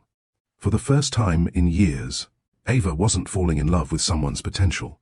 She was quietly learning to trust someone's character, and she was beginning to understand that the strongest relationships weren't built on grand declarations. They were built on countless ordinary moments where two people consistently chose to see and value one another. Before we continue Ava and Ethan's journey, take a moment to reflect on this. Have you ever met someone who made you feel truly seen, not because of how you looked, but because of who you are? Or have you ever realized that the right person brings peace instead of pressure? Share your thoughts in the comments below. Your story or perspective might be exactly what someone else needs to read today. If this chapter touched your heart, please take a moment to like this video, subscribe to Love Stories by Mr. Johnson, and turn on notifications so you never miss another inspiring love story filled with powerful life lessons. Remember, real love isn't about finding someone who expects you to be perfect. It's about finding someone who makes you feel safe enough to be yourself. Now, let's continue, because Ava's greatest test and her greatest lesson is still ahead. The little Italian restaurant Ethan had chosen sat on a quiet corner of Lincoln Square, tucked beneath the wide branches of an old oak tree. It wasn't the kind of place that appeared in travel magazines. There were no velvet ropes, no luxury cars parked outside, no photographers waiting near the entrance. The windows glowed with warm amber light, and handwritten chalkboards announced the evening's homemade specials. When Ava stepped out of her car, she noticed something unexpected. She wasn't nervous about whether Ethan would like her. She was simply hoping they would enjoy the evening. The realization made her pause. For years, every date with Grant had quietly become an evaluation. Did she choose the right dress? Would she embarrass him? Would she say something his business friends considered unsophisticated? Would she fit into the image he wanted the world to see? Tonight, none of those questions followed her to the restaurant door. She smiled softly. Healing, she realized, sometimes arrived so quietly that you only noticed it after it had already begun. Ethan was already waiting outside. He wasn't looking at his phone. He wasn't pacing impatiently. He stood near the entrance, hands in his jacket pockets, watching the leaves sway gently above the sidewalk. When he noticed her, his face brightened. Hi. Hi. For a brief second, they simply smiled at one another. You look... Ethan began before stopping himself. Ava laughed. Did you forget the rest of your sentence? I was trying not to sound rehearsed. That's reassuring. He smiled sheepishly. You look happy. She blinked. Not beautiful. Not stunning. Happy. It was such an unusual compliment that it caught her completely off guard. I think I am. I'm glad. He opened the restaurant door for her. I'm hoping the food lives up to my recommendation. If it doesn't, I'll blame my sketchbook. She laughed as they walked inside. The restaurant was cozy rather than elegant. Families celebrated birthdays. An older couple shared a dessert at the corner table. Soft jazz drifted through hidden speakers. The owner greeted Ethan warmly. You're back. I promised I'd return. The owner smiled. And you kept your promise. He looked toward Ava. You must be someone important. Before Ethan could answer, Ava smiled politely. I'm just hoping he recommended the right restaurant. The owner laughed. He did. Then, lowering his voice just enough for Ethan to hear, he added, he always brings family here. Ethan looked slightly embarrassed. I told you he talks too much. The owner shrugged dramatically. I own the place. Talking is part of the job. As they were led to their table, Ava couldn't help smiling. Everything felt normal, comfortably normal. After ordering, their conversation drifted easily between childhood memories, favorite books, and embarrassing first jobs. I stocked shelves in a grocery store, Ava admitted. My greatest achievement was alphabetizing the cereal aisle. Ethan laughed. I delivered newspapers. She smiled. What happened? I accidentally threw one into a swimming pool. You didn't. I absolutely did. What did your manager say? He told me newspapers weren't supposed to float. She laughed so hard that a nearby couple smiled in their direction. For the first time in weeks, the laughter came without effort, without calculation, without wondering whether it was too loud. When dinner arrived, Ethan noticed Ava studying the homemade lasagna. "What?" she smiled. "My grandmother used to make this." "The same recipe?" "Probably not." She picked up her fork. "But food has a funny way of bringing people back." Ethan nodded. "I still make my grandfather's pancakes every Sunday." "You cook?" "I survive." She laughed. "That's not the same thing." "My sister agrees." He shrugged. "I've accepted my limitations." The ease between them continued to grow, not because they were trying to impress one another, but because neither felt the need to. Halfway through dinner, Ethan excused himself to answer a phone call outside. "It's my sister. I'll only be a minute." "No problem." As Ava waited, she absent-mindedly looked around the restaurant. Near the back of the dining room, a young woman waved enthusiastically. "Ethan!" Ava turned instinctively. The woman walked straight toward him as he stepped back inside. Without hesitation, she wrapped him in a warm hug. They laughed together. The woman touched his arm while speaking. Ethan smiled. From where Ava sat, she couldn't hear a single word. She only saw the ease between them. Something tightened inside her chest. She immediately hated herself for it. He's allowed to have friends. She knew that. Yet another voice whispered from somewhere much older. "Maybe you're already being replaced. Maybe you misunderstood everything. Maybe you always do." The thoughts came so quickly that she barely recognized them. They didn't sound like the woman she'd become. They sounded like the frightened girl who had spent years comparing herself to everyone else. By the time Ethan returned to the table, Ava had already built an entire story in her mind. "I'm sorry," he said. "My sister called about—" "You don't have to explain." He paused. "Are you okay?" "I'm fine." The answer came too quickly, too automatically. Ethan studied her expression for a moment, then he nodded gently. If she wasn't ready to talk, he wasn't going to force her. But the warmth that had filled the evening had shifted. Not because of anything Ethan had done, because memory had quietly stepped into the room and begun rewriting the present. After dinner, they walked slowly toward the parking lot. The city lights reflected off the sidewalks, still damp from an afternoon shower. "It was a nice evening," Ethan said. "It was." Her answer was polite, short. He noticed. "You've gotten quieter." "I'm just tired." Another automatic response. He didn't challenge it. Instead, he stopped beneath the old oak tree. "Ava." She looked at him. "If I did something to make you uncomfortable." "You didn't." "I'd rather know than guess." She wanted to tell him. She wanted to admit that seeing another woman hug him had awakened fears she thought she'd left behind. Instead, she smiled. "You don't need to worry."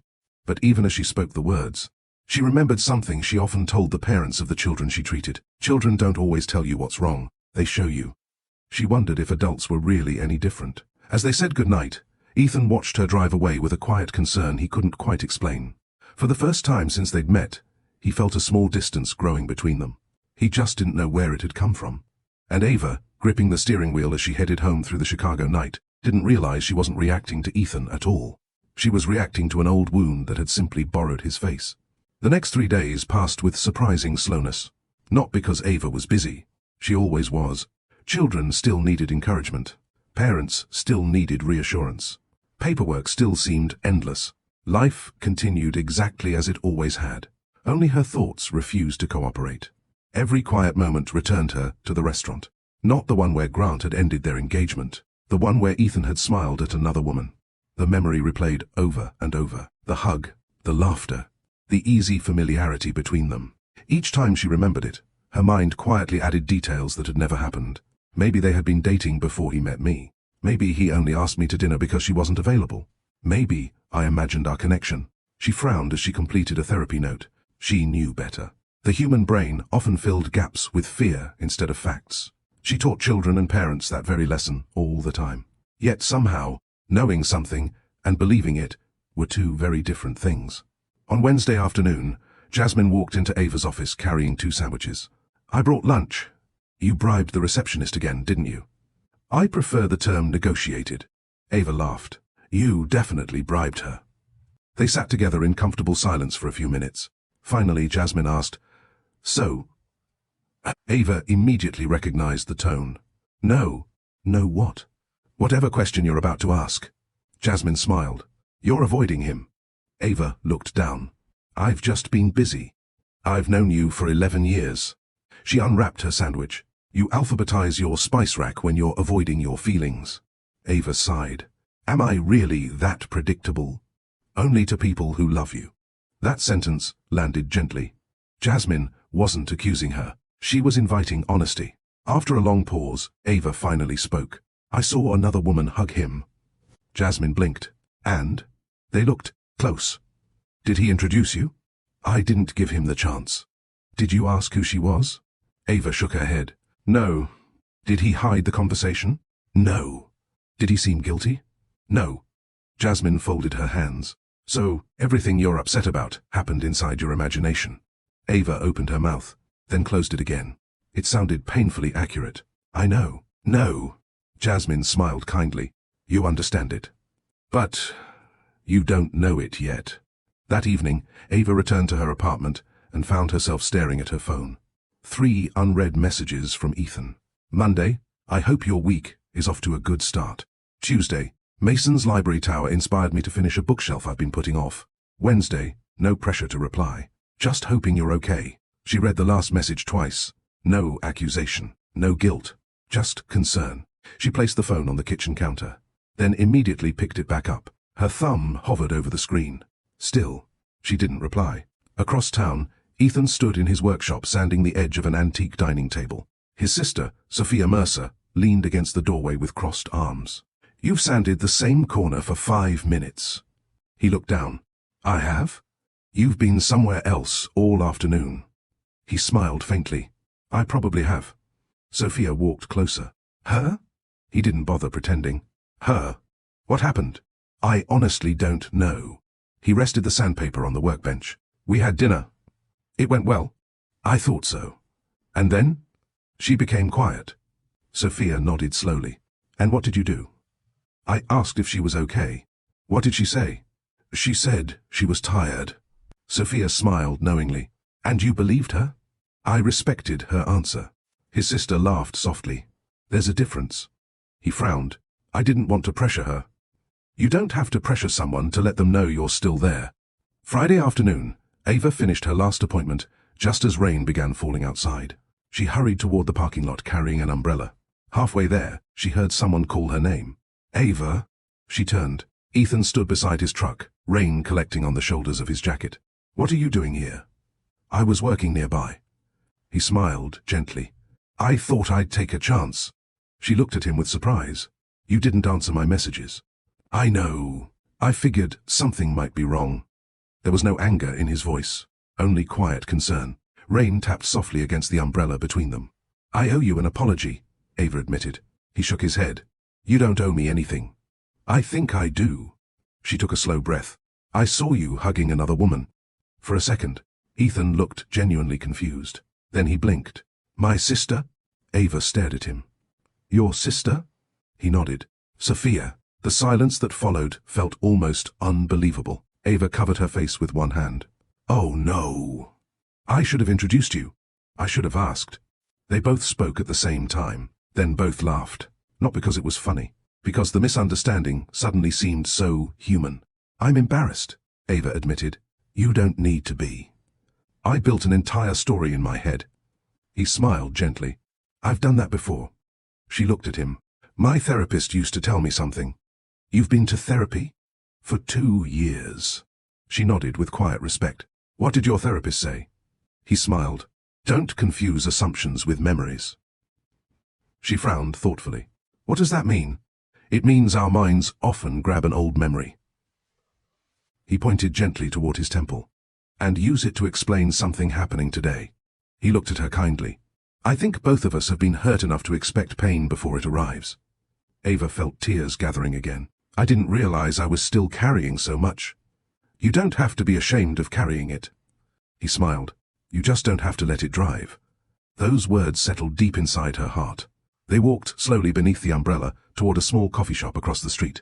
Neither was trying to erase the misunderstanding. Instead, they talked about it, honestly, without blame. I think Grant taught me to expect disappointment, Ava admitted. And I think my broken engagement taught me to expect distance. Ethan nodded. So when you became quiet? I thought you'd changed your mind about me. She smiled sadly. And when I saw your sister hug you, I thought history was repeating itself. He looked at her for a long moment. Maybe healing isn't pretending those fears don't exist. She waited. Maybe it's choosing to tell each other about them before they become walls. Ava smiled. I like that. So do I. As they reached the coffee shop door, Ethan held it open for her. Not because she needed him to, because kindness had become his habit. Ava stepped inside feeling lighter than she had in days. She realized something important. Trust wasn't built because two people never misunderstood each other. Trust was built because they were willing to tell the truth before misunderstanding became resentment. For the first time since her engagement ended, she wasn't just recovering from heartbreak. She was learning a completely different way to love. And that lesson, she suspected, would change far more than her next relationship. It would change the woman she was becoming. For nearly 2 weeks, life settled into a rhythm that felt almost unfamiliar. Not because everything was perfect. It wasn't. Ava still had moments when old memories appeared without warning. A song playing in a grocery store. A couple laughing over coffee. A glimpse of an engagement ring on a stranger's hand. Sometimes, those moments still stung. But they no longer had the power to stop her day. She was beginning to understand something she often told the children at the therapy center. Healing wasn't the moment pain disappeared. Healing was the moment pain stopped making every decision for you. On a bright Tuesday morning, Mason burst into the therapy room carrying a shoebox covered in construction paper. Miss Ava. She smiled. What have you got there? My memory box. She knelt beside him. A memory box? He nodded proudly. My mom said whenever I feel scared, I can put happy memories in here. He carefully opened the lid. Inside were drawings, photographs, a smooth river stone, a movie ticket, and a tiny ribbon from a school race. Ava picked up the ribbon. Tell me about this one. I came in 4th. She smiled. You kept 4th place? He nodded. Because Daddy said I smiled the whole time. Ava looked at him curiously. So it wasn't about winning? Mason shook his head. It's about remembering I was brave. The words settled gently into her heart. Children, she thought, often understood healing better than adults. Adults collected evidence of failure. Children collected reminders that they had survived. That afternoon, Ava found herself stopping by a small stationery shop on her way home. She wasn't entirely sure why. A few minutes later, she walked out, carrying a simple navy blue journal. Across the front cover, embossed in silver letters, were 3 words. Remember what lasts. She smiled.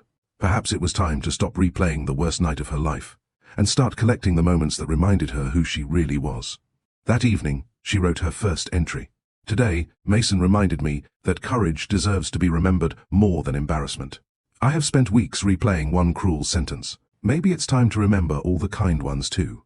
She closed the journal feeling strangely lighter. Thursday afternoon, Jasmine called. You busy Saturday? I was planning to help Ethan at the library. Change of plans? Ava frowned. What happened?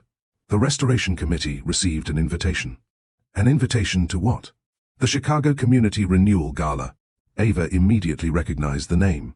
One of the city's largest charity fundraisers. Local business leaders, non-profit organizations, educators, and community volunteers attended every year. The Library Restoration Project is receiving an award. That's wonderful. It is. Jasmine hesitated. There's something else. Ava's stomach tightened.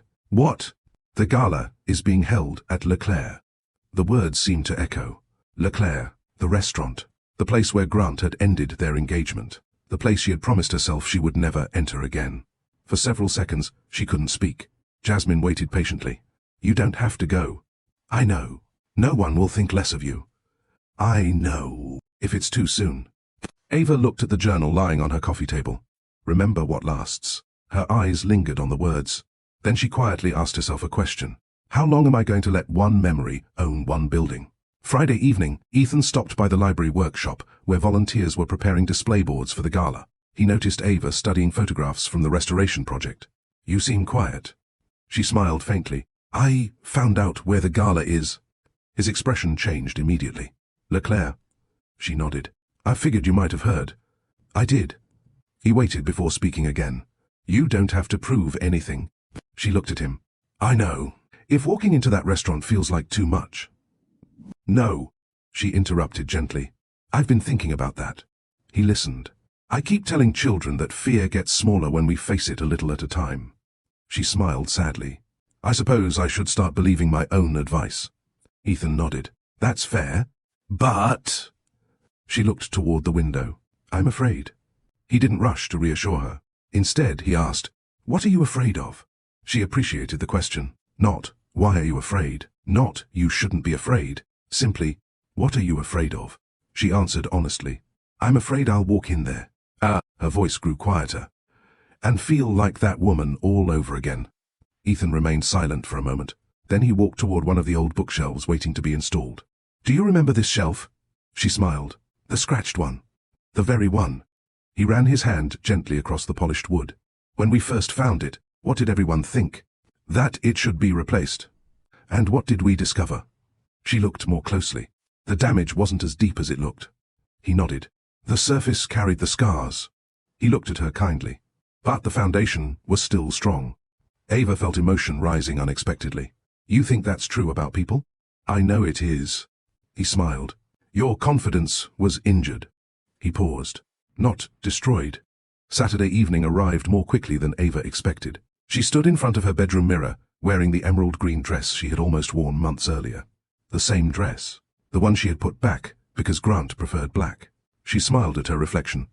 Today's my choice. A soft knock sounded at the apartment door.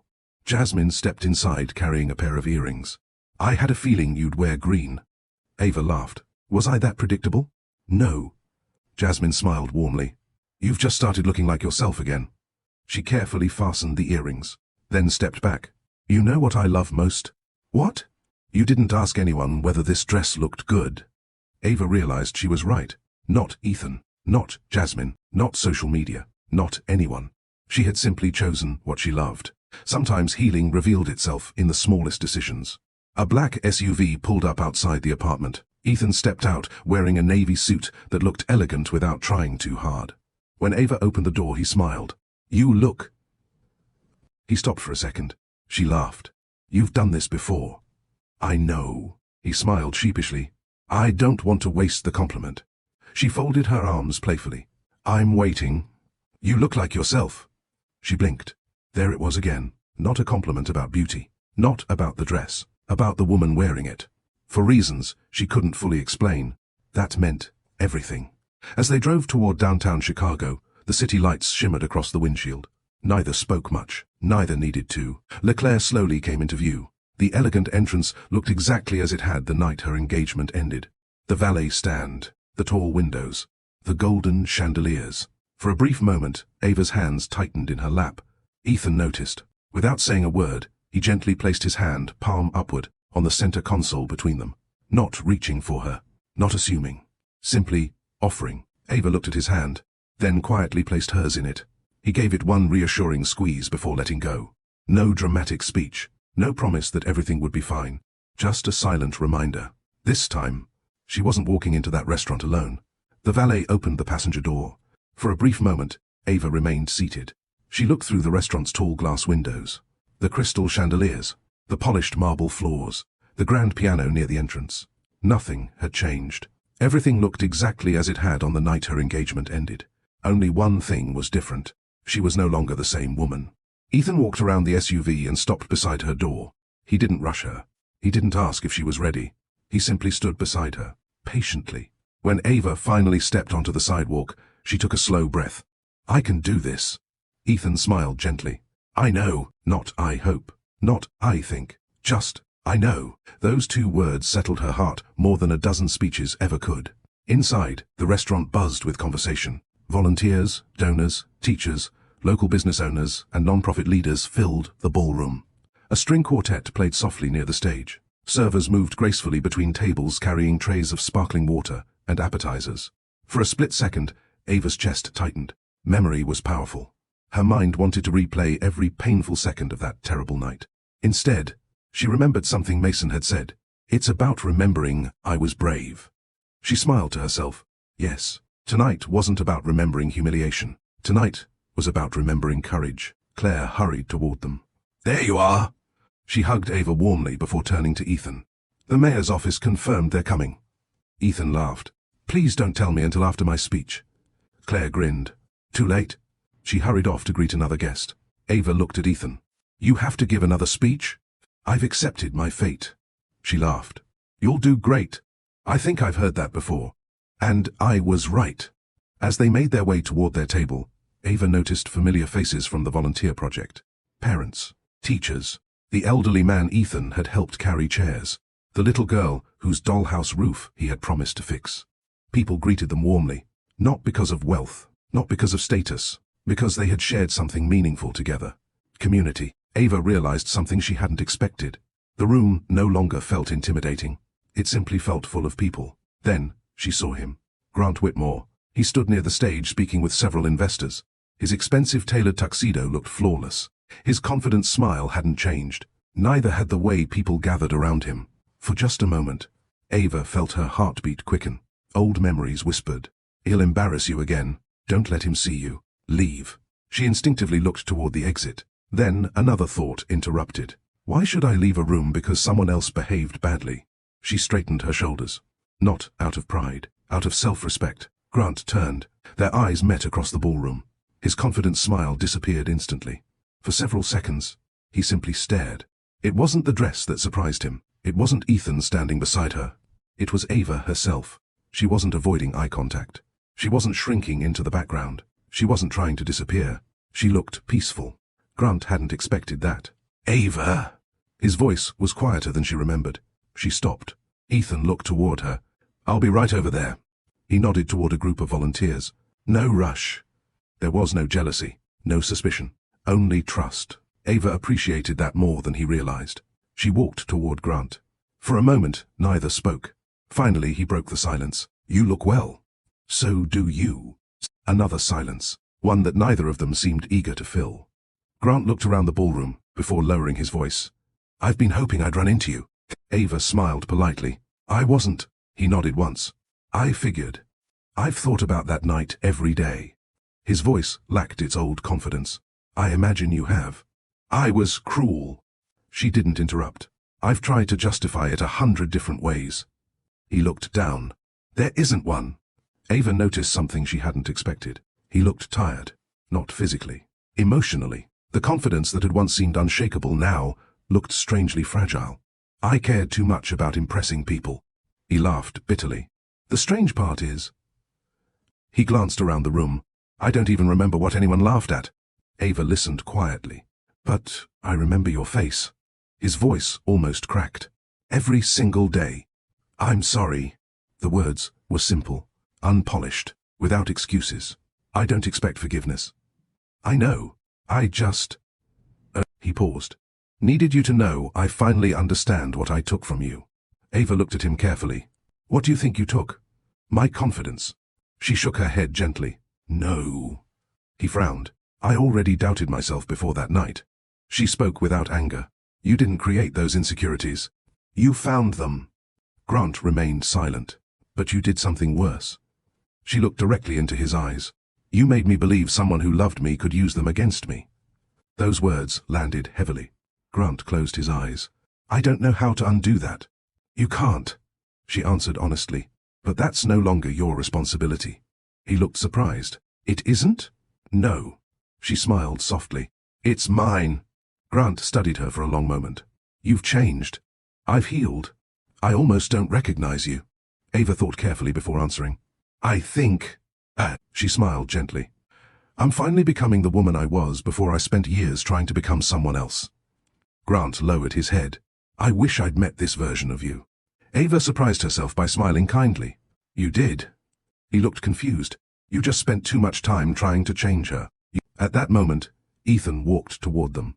Not hurriedly, not possessively, simply because the ceremony was about to begin. "Claire's looking for us." He smiled politely at Grant. "Good evening." Grant extended his hand. "Grant Whitmore." "Ethan Mercer." They shook hands briefly. No competition, no tension. Just two adults acknowledging one another. Grant looked at Ethan, then back at Ava. Something became painfully clear. The way Ethan looked at her was different. There was no ownership, no performance, no need to prove anything. Only quiet respect. Grant realized, perhaps for the first time, what genuine love actually looked like. And it had nothing to do with appearances. As Ava and Ethan walked toward the stage, Grant remained standing alone. He watched them disappear into the crowd. Daniel Foster quietly approached him. "You okay?" Grant gave a sad smile. "I think I finally understand something." What? Grant looked toward the restored library volunteers filling the ballroom. I spent years trying to build an impressive life. He swallowed. And somewhere along the way, he looked at Ava, laughing softly with Jasmine. I forgot to become an impressive man. Daniel placed a hand on his shoulder. Then, start today. Grant nodded slowly. I think that's the only apology left that matters. The lights dimmed. Claire stepped onto the stage to welcome everyone. As applause filled the room, Ava looked around LeClaire one more time. The chandeliers hadn't changed. The tables hadn't changed. The walls hadn't changed. But the memories had. The restaurant would always be the place where her engagement ended. Now, it would also become the place where she discovered that healing didn't erase painful memories. It gave them a different ending. She reached for Ethan's hand beneath the table. He looked at her and smiled. No words were necessary. For the first time since walking through those doors months earlier, LeClaire no longer felt like the place where she had lost herself. It had quietly become the place where she realized she had found her way back.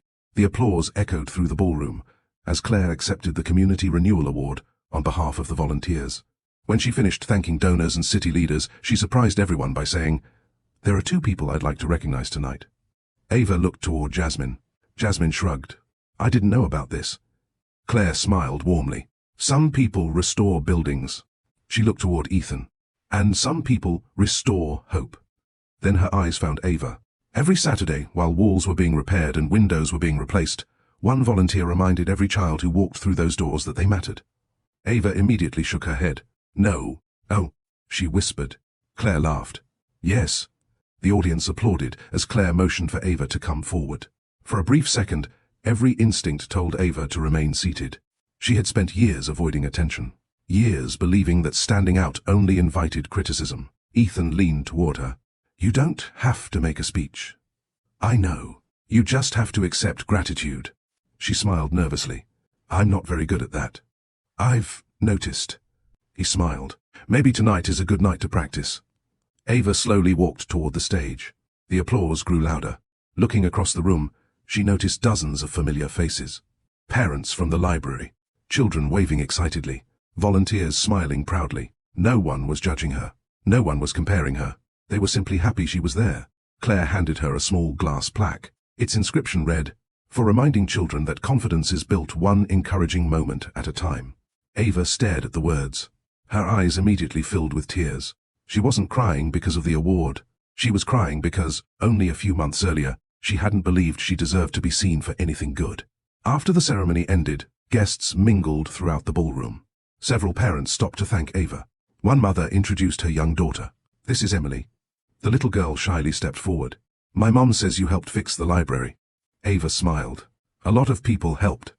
Emily shook her head. "But you read books to us." She hugged a copy of Charlotte's Web tightly. "I like reading now." Her mother smiled.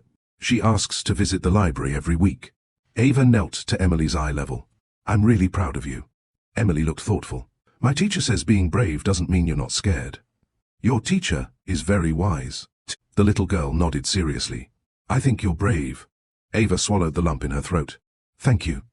As Emily skipped back to her parents, Ethan quietly walked over. "You've changed someone's life." Ava smiled softly. "I hope so." On the drive home, Chicago's skyline shimmered across Lake Michigan. For several minutes, neither Ava nor Ethan spoke. Finally, Ethan broke the silence. "Can I ask you something?" "Always." "What was going through your mind when Claire called you on stage?" Ava looked out the passenger window. "I wanted to hide." He smiled knowingly. "I guessed. I kept thinking everyone was looking at me." "They were." She laughed nervously. "Exactly. But not for the reason you feared." She looked at him. They were looking at someone they appreciated. Ava thought about that. "So much of my life," she admitted, "I've assumed people were thinking the worst." Ethan nodded. "Our minds usually repeat whatever story they've practiced the longest." She smiled. "I'm trying to learn a different story." "I think you already are." The following Sunday, Ava received an unexpected phone call. "Miss Brooks?" "Speaking." "This is Mrs. Lawson from Harper Elementary." Ava recognized the name immediately. Emily's teacher. "I hope I'm not interrupting." "Not at all. I wanted to ask if you'd consider speaking at our family reading day next month." Ava blinked. "Me?" "Emily hasn't stopped talking about you." Mrs. Lawson laughed. Apparently, you're her hero. Ava smiled, overwhelmed. I don't know what to say. How about yes? She laughed. I'd be honored. After hanging up, Ava sat quietly on her couch. It was strange. For years, she had measured her worth by one man's opinion. Now complete strangers were seeing value in her simply because she had chosen to be kind. Perhaps worth had never depended on being admired. Perhaps it had always been found in being useful. Later that afternoon, Jasmine arrived carrying 2 grocery bags. I come bearing snacks. You always do. It's one of my love languages. They unpacked vegetables and pasta while talking about the gala. Finally, Jasmine leaned against the kitchen counter. So? Ava laughed. I knew that was coming. You walked into the hardest room of your life. I did. You spoke with Grant. I did. And? Ava thought carefully before answering. I don't hate him. Jasmine nodded slowly. But I don't miss who I became with him. Silence settled between them. Then Jasmine smiled. I think that's one of the healthiest things you've ever said. Ava looked puzzled. Really? You, finally, separated the person. Jasmine pointed gently toward her heart. From the pain. Ava considered that. For months, she had spoken about Grant as though he and the hurt were inseparable. Now she realized something important. He was a chapter, not the whole story. That evening, Ava opened the Navy Journal again. She turned past the earlier pages and began writing. Today, I walked back into the room where I once believed my life had ended. Nothing magical happened. The walls didn't apologize. The tables didn't remember me. But I realized something. Places don't keep us trapped. The stories we tell ourselves do. Tonight, I chose a different story. She closed the journal and smiled. Outside her apartment window, the city carried on, as always. Inside, however, something had quietly changed. For the first time in many years, Ava wasn't waiting for life to begin after heartbreak. She was already living it. And she had a feeling the best chapters were still ahead. The following Saturday began the way most meaningful days did, without fanfare, without dramatic music, without anyone realizing it would become a memory worth keeping. Ava woke just after 7, opened her bedroom window, and let the cool autumn air drift into her apartment. She carried her coffee onto the small balcony overlooking the neighborhood park. Below, a father patiently taught his young daughter how to ride a bicycle. She wobbled, fell, laughed, got back up. The father never once grabbed the handlebars. He simply walked beside her, close enough to catch her, far enough to let her learn. Ava smiled. That, she thought, was what healthy love looked like. Not controlling, not abandoning, just staying close. At 10 o'clock, Ethan arrived to pick her up. Instead of driving toward downtown, he headed north. Where are we going? Ava asked. It's a surprise. You know, surprises make me nervous. I know. Should I be worried? He laughed. Only if you don't like pancakes. 20 minutes later, they pulled into a quiet neighborhood lined with old brick homes. On the corner stood a tiny family-owned diner with a faded red sign that read, Margaret's Kitchen. It's not exactly fancy, Ethan admitted. Ava looked through the front window. An elderly couple shared breakfast in one booth. A group of firefighters laughed over coffee in another. A waitress greeted everyone by name. It looks perfect. As they settled into a booth, the waitress smiled warmly. Ethan, you're late. He looked genuinely offended. I am 3 minutes early. You've been coming here too long for technicalities. She laughed before turning to Ava. And who is this? This is Ava. The waitress smiled knowingly. It's nice to finally meet you. Ava looked at Ethan. You've mentioned me? He rubbed the back of his neck. Maybe once or twice. The waitress laughed. Try 20. Ethan closed his eyes dramatically. I suddenly regret bringing you here. Everyone laughed. The warmth in the diner felt effortless. There was no pretending, no performance, just people enjoying one another's company. After breakfast, Ethan drove a few more blocks before stopping in front of a modest brick house with white shutters. The yard was filled with blooming chrysanthemums. What are we doing here? Ava asked. My parents invited us for lunch. Ava blinked. I thought breakfast was lunch. He smiled sheepishly. My mother disagrees. Before Ava could respond, the front door swung open. A cheerful woman hurried down the walkway with flour still dusting the front of her apron. There you are. Without hesitation, she hugged Ethan. Then she turned toward Ava. You must be Ava. I am. The woman smiled warmly. I'm Linda Mercer. It's so nice to meet you. Linda gently squeezed Ava's hands. We've heard wonderful things about you. Ava glanced at Ethan. He suddenly found the front porch extremely interesting. Inside, the house felt lived in. Family photographs covered nearly every wall. Some were professionally framed. Others had been taped to the refrigerator years ago and simply never removed. The smell of homemade bread filled the kitchen. A golden retriever wandered over and immediately rested its head against Ava's leg. "Oh." Linda laughed. "Benny approves. I think he just wants attention." "He does. So do we." The words made everyone laugh. Lunch was wonderfully ordinary. Roast chicken, mashed potatoes, fresh vegetables from Linda's garden. Conversations wandered from neighborhood history to favorite childhood Halloween costumes. No one discussed business. No one cared about income. No one tried to impress anyone. At one point, Ethan's father, Robert, looked toward Ava. "Ethan says you work with children." "I do." Robert smiled. "Thank you." Ava looked surprised. "For what?" "For choosing a profession that leaves the world a little kinder than you found it."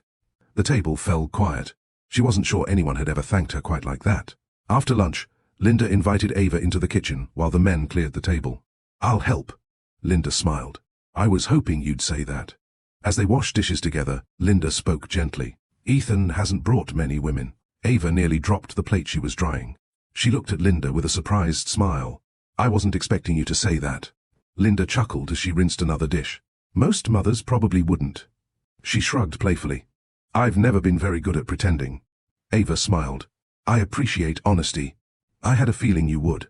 For a few moments, only the sound of running water filled the kitchen. Then Linda spoke again. "I should probably clarify something." Ava looked up.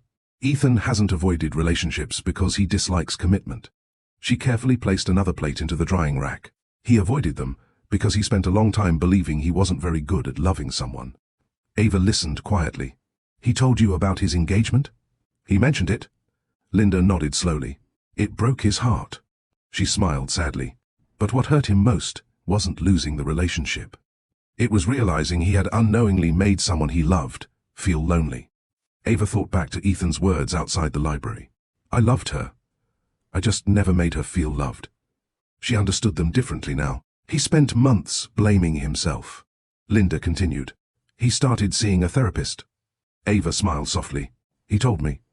Linda looked pleasantly surprised. "He doesn't usually tell people that." "I think he wanted me to know healing isn't something to be embarrassed about." Linda reached over and squeezed Ava's hand. "That's exactly why I already like you." Ava looked puzzled. "Because you listened." In the backyard, Ethan and his father were replacing loose boards on an old wooden fence. Robert handed his son another nail. "So," Ethan smiled. "So? You like her?" He laughed quietly. "Was I hiding it badly?" Robert smiled. "You weren't trying to hide it." He hammered another nail into place. "That's how I knew." They worked together in comfortable silence for a moment. Finally, Robert spoke again. "I watched the way you looked at her during lunch." Ethan frowned slightly. "Is that a bad thing?" "No." Robert smiled warmly. "It reminded me of the way I looked at your mother." Ethan leaned against the fence. "What do you mean?" Robert thought carefully. "When I was younger." He laughed softly. "I kept looking at your mother because I wanted her to notice me." He picked up another board. "Now." He smiled toward the kitchen window, where Linda and Ava were laughing together. "I still look at her." He paused. "But it's because I'm grateful she's there." Ethan looked toward the same window. Ava was drying dishes, while listening intently to something Linda was saying. She laughed. Not loudly, not politely, genuinely. Without realizing it, Ethan smiled. Robert noticed. "That's the look." "What look?" "The grateful one." Later that afternoon, everyone gathered on the back porch for dessert. Linda served homemade peach cobbler with vanilla ice cream. This recipe belonged to Ethan's grandmother. Ava took one bite and closed her eyes. "Oh." Linda laughed. "That's usually the reaction." "It's incredible." Ethan grinned. "I've been trying to recreate it for years." "And?" "I'm still invited to Thanksgiving." Everyone laughed. The conversation drifted toward old family traditions. Robert told stories about Ethan building elaborate treehouses as a child. Linda shared embarrassing school photographs. Sophia arrived halfway through dessert, carrying a pumpkin pie. "I brought backup." She hugged Ava warmly. "I'm glad you're here. It's good to see you again." Sophia sat beside her. "I owe you an apology." Ava looked confused. "For what?" For accidentally becoming the reason you ignored my brother for 3 days. Ava covered her face with both hands. Please don't remind me. Sophia laughed. He was absolutely miserable. Ethan looked horrified. Sophia, what? I was concerned. You alphabetized your workshop. Everyone at the table burst into laughter. Ava looked at Ethan. You alphabetized your tools? He sighed dramatically. I organize things when I'm anxious. She smiled. I organize books. Sophia clapped her hands once. Oh, good. You found your emotionally healthy, slightly obsessive match. Even Ethan laughed. As the afternoon sun began to sink lower, Ava wandered into the Mercer's backyard garden. Rows of tomatoes, herbs, and wildflowers stretched behind the house. She stopped beside an old wooden bench beneath a maple tree. A small brass plaque was attached to the backrest. In loving memory of George Mercer, Ethan quietly joined her. My grandfather. She smiled. I guessed. He built this bench. She gently traced the engraved letters. You talk about him a lot. He nodded. I still do. You miss him. Every day. They sat together without speaking. The breeze carried the scent of lavender through the garden. Finally, Ethan smiled. You know... what? He would have liked you. Ava looked at him. How can you know that? He always said you could tell who a person really was. He looked toward the vegetable garden. By how they treated people who had nothing to offer them. He smiled. I've watched you with children. He paused. I've watched you with my parents. He laughed softly. I've even watched you talking to Benny. The dog? The dog. She laughed. You notice a lot. I do. He looked at her with quiet sincerity. And every time. He hesitated just long enough to choose his words carefully. I see the same person. Ava felt emotion rising in her chest. She realized something extraordinary. Grant had spent years asking her to become someone different. Ethan kept noticing the person she already was. The difference felt immeasurable. As they prepared to leave, Linda hugged Ava again. I hope this won't be the last time. I'd like that too. Robert shook her hand warmly. Drive safely. Sophia called from the porch. And next time, don't assume I'm stealing my brother. Ava laughed. I promise. As Ethan and Ava drove back toward the city, the late afternoon sunlight painted the streets in warm shades of gold. Neither spoke for several minutes. Then Ava quietly said, Your family is wonderful. They liked you. I liked them too. He smiled. My mother already texted me. So soon? She works quickly. What did she say? He laughed before handing her his phone at a stoplight. The message read, Don't overthink this one, Ethan. Some people feel like home because they are. Ava smiled as she handed the phone back. She seems wise. She usually is. They continued driving in comfortable silence. As the skyline of Chicago came into view, Ava rested her head against the window and watched the sunlight dance across the glass buildings. For years she had believed love had to be dramatic to be meaningful. Grand gestures, expensive dinners, perfect photographs. Now she was beginning to understand something much deeper. Real love often looked remarkably ordinary. It sounded like laughter around a family table. It felt like someone remembering your favorite book. It showed itself in patient conversations, thoughtful questions, and quiet consistency. The world often celebrated relationships that made headlines. But the strongest relationships were usually built in moments no one else ever saw. And somehow, those ordinary moments were becoming the memories Ava treasured most. Autumn arrived quietly in Chicago. The maple trees lining Ava's street traded their deep green leaves for shades of amber and crimson, and the cool morning air carried the familiar scent of coffee drifting from neighborhood cafes. Ava had always loved autumn. Her grandmother used to call it, the season that teaches us letting go isn't the same as losing. As she walked toward Lakeside Pediatric Therapy Center, those words returned to her once again. For the first time in a long time, she understood them. Some things had to fall away before healthier things could grow. Inside the therapy center, the waiting room buzzed with its usual energy. Parents signed paperwork. Children laughed. Someone's backpack spilled crayons across the floor. Life continued in its wonderfully imperfect way. Miss Ava! Emily, the little girl from the library, came running across the room with a folded piece of paper. I made something. Ava knelt beside her. What is it? Emily proudly unfolded the paper. It was a drawing of the restored Harper Community Library. Beside it stood several smiling stick figures. One had curly black hair. One was noticeably taller. One had glasses. You remembered everybody. Emily nodded enthusiastically. I drew Mr. Ethan too. Ava smiled. You did. Then she noticed something else. Above the library, Emily had carefully written in colorful letters, "Everybody belongs here." Ava felt her throat tighten. "That's beautiful." Emily shrugged, as though it were obvious. Books don't care what you look like. The innocence of the statement nearly brought tears to Ava's eyes. Children had a remarkable way of speaking profound truths without realizing they were doing it. That evening, Ethan met Ava outside the library, after another volunteer meeting. The restoration project was finally complete. The building glowed warmly against the evening sky. Families wandered in and out carrying stacks of books. Children laughed from the reading garden. "It feels strange," Ethan admitted. "What does?" "Not having another wall to repair." Ava smiled. "I'm sure you'll find one." He laughed. "I probably will." They began walking slowly through the neighborhood. "You know?" Ava looked at him. "I've been thinking about something." "That usually means this is important." He smiled. She nodded. "I spent so much time believing healthy relationships were supposed to feel exciting. And now? They feel none." She searched for the right word. "Steady." Ethan smiled softly. "I'll take steady." "So will I." As they crossed a quiet intersection, Ethan's phone buzzed. He glanced at the screen. "It's Sophia." "Go ahead," he answered. "Hey." Ava listened quietly as Ethan laughed at something his sister said. He promised to help her move a bookshelf the following weekend before ending the call. When he slipped the phone back into his pocket, he noticed Ava smiling. "What?" "Nothing. You have that look." "What look?" "The one that says you're observing something." She laughed. "I guess I am." "And? You never hide the people you care about." He looked puzzled. "I've got no reason to." "I know." She smiled warmly. "It still surprises me."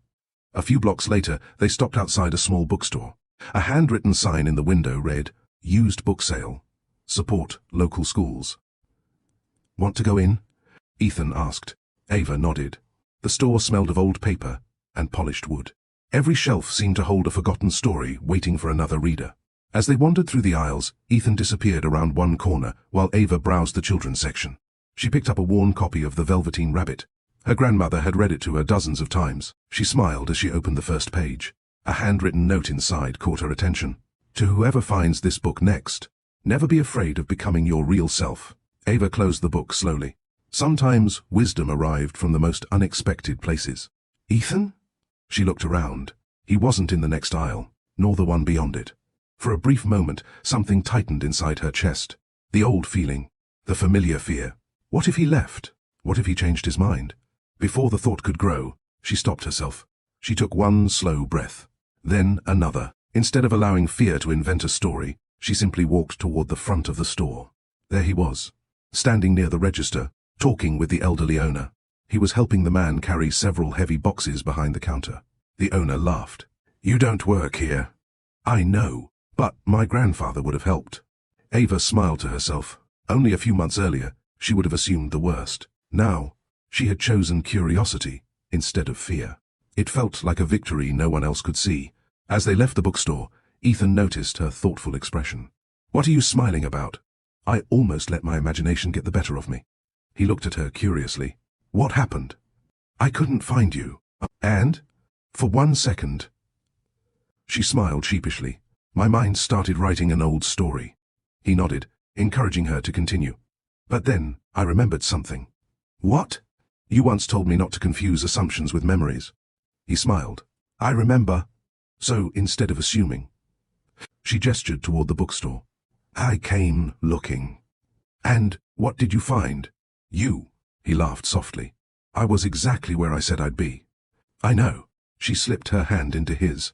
"And I realized trust isn't a feeling." He looked at her. "It's a decision." The next morning, Ava opened her journal before leaving for work. She wrote, "Today, I caught my fear before it became my reality. I used to believe healing meant never feeling afraid again.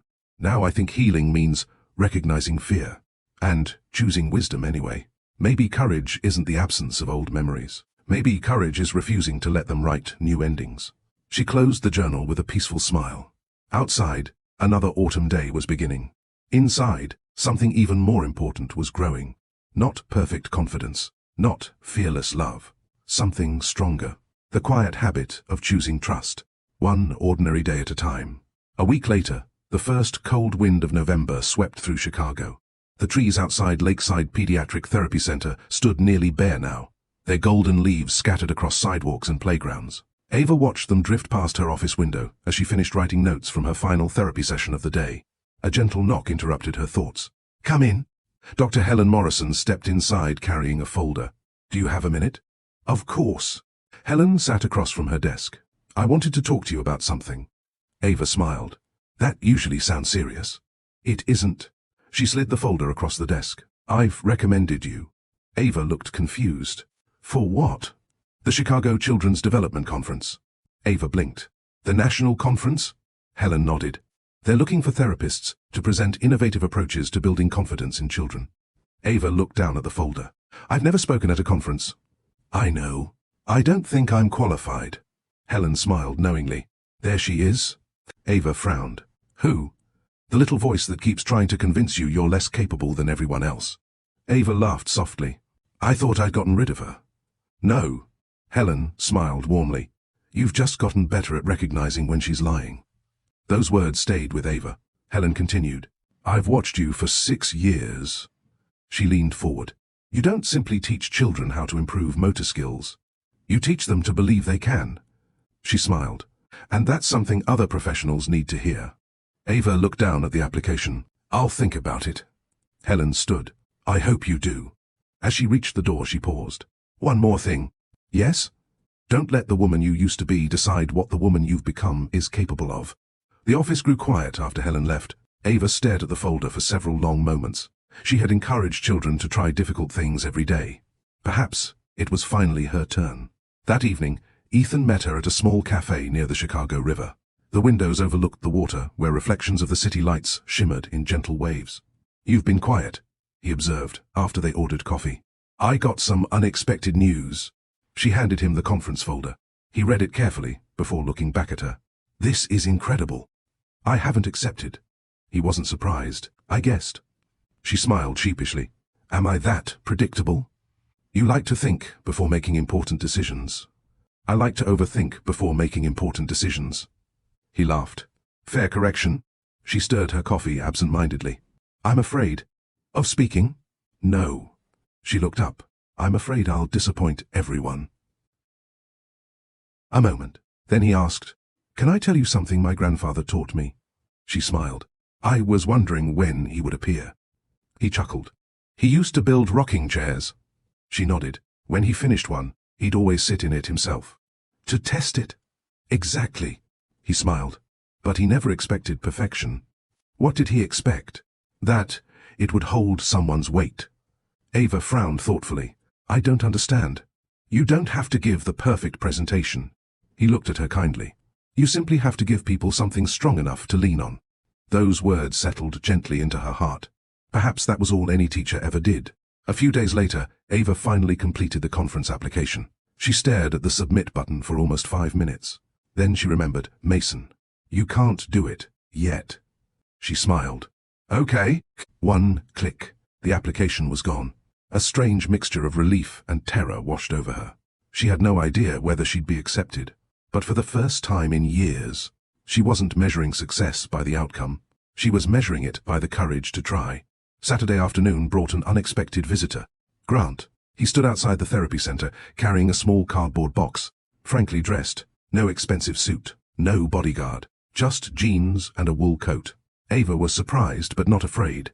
She stepped outside. "Hello, Grant." "Hi." He held up the box. "I found some things while cleaning the apartment." She accepted it. Inside were framed photographs, a knitted scarf, a recipe card in Grandma Louise's handwriting, and a small ceramic mug she'd forgotten. "I thought you might want them." "Thank you."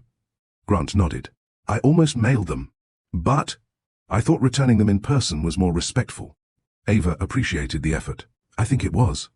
Silence settled between them. Not awkward, just honest. Finally Grant smiled faintly. "I heard about the library." She looked surprised. "Daniel told me. He volunteers there now." Grant nodded. "He says it's changed him." "I'm glad." He looked at her for a long moment. "You know." "What?" "I used to think success meant collecting impressive things." He laughed quietly. "Bigger offices. Nicer cars. More recognition. He looked down.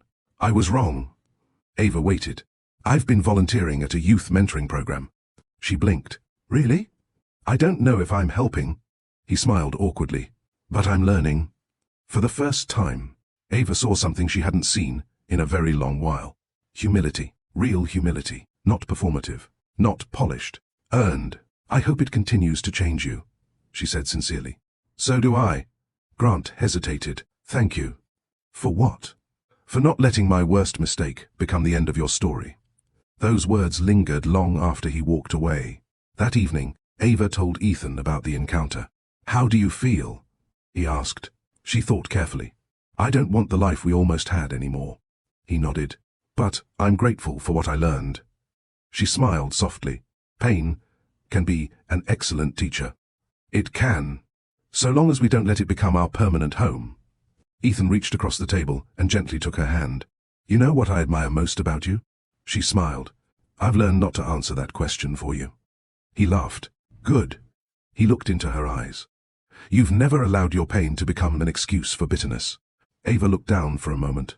It almost did. But it didn't. He squeezed her hand gently. And that's why you're becoming someone who can help other people heal. She realized then that Ethan rarely praised things she couldn't control. Not her appearance, not luck, not circumstance. He consistently noticed her choices, her courage, her compassion, her integrity. Perhaps that was what it meant to be deeply loved. Not having someone admire who you appeared to be, but having someone recognize who you continually chose to become. As they left the cafe together, snowflakes began drifting softly from the evening sky. The first snowfall of the season. Ava smiled as one landed gently on her sleeve. Winter was coming. But for the first time in years, she wasn't afraid of another season changing, because she had learned something life-changing. Healthy love didn't promise there would never be difficult seasons. It simply promised you wouldn't have to face them alone. The first snow of December settled quietly over Chicago. By sunrise, rooftops, sidewalks, and tree branches had disappeared beneath a soft blanket of white. Ava stood by her apartment window with a mug of coffee warming her hands.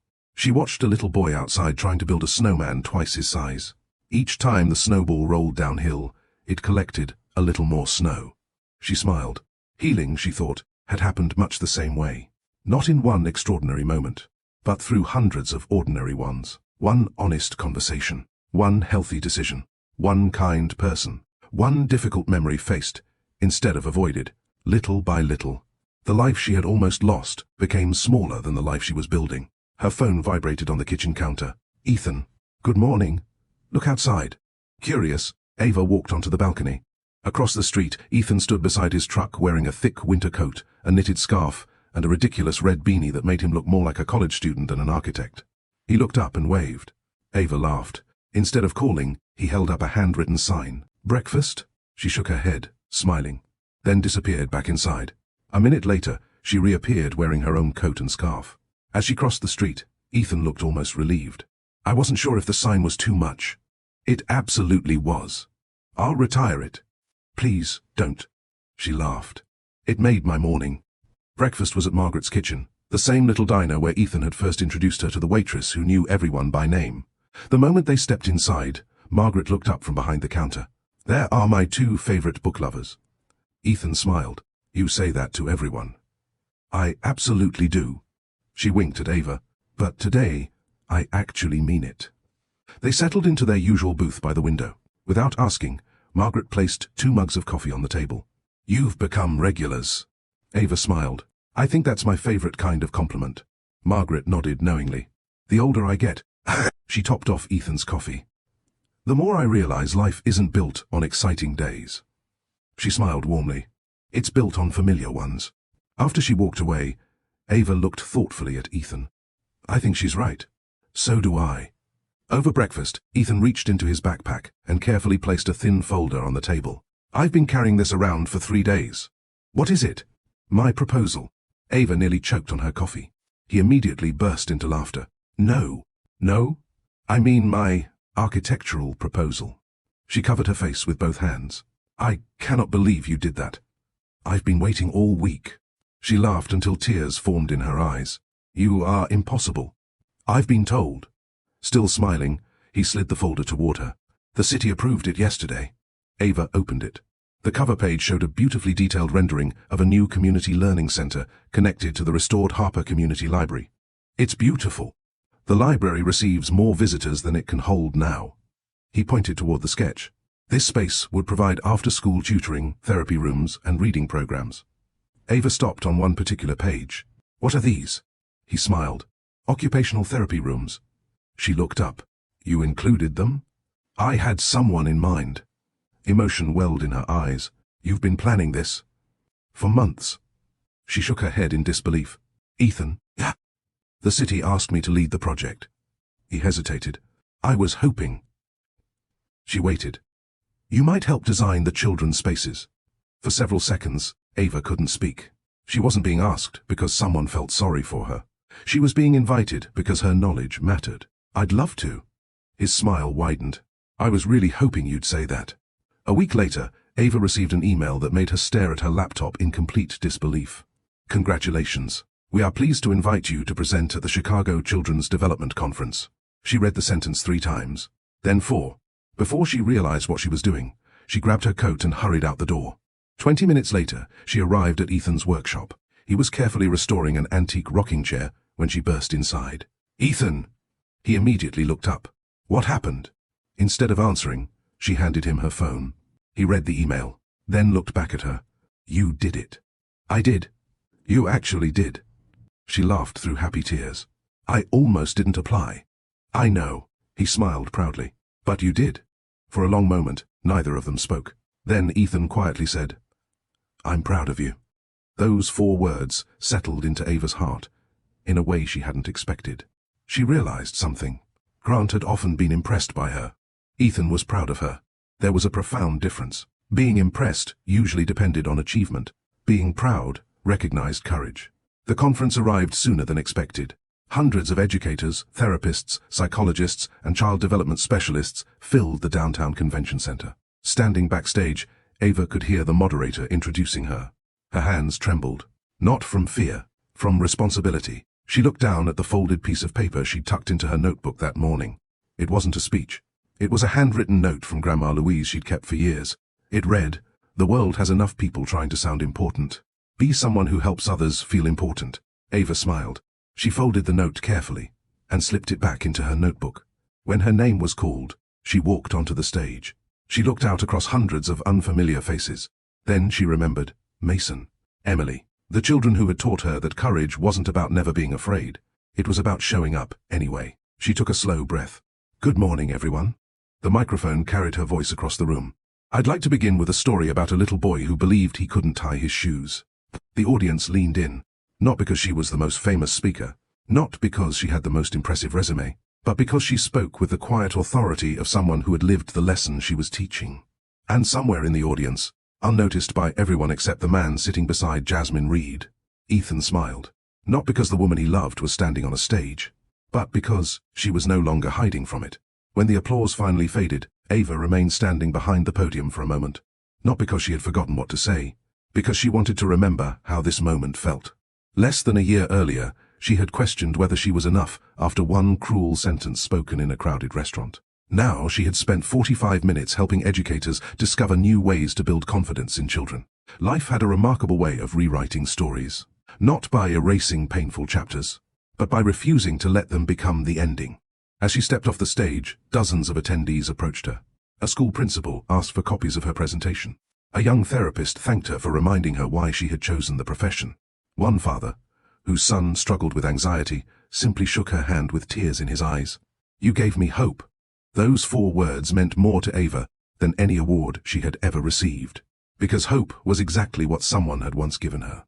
Outside the convention center, snowflakes drifted lazily through the cold afternoon air. Ethan stood waiting near the entrance, holding 2 cups of hot chocolate. He handed one to Ava. You were incredible. She smiled. I forgot half my notes.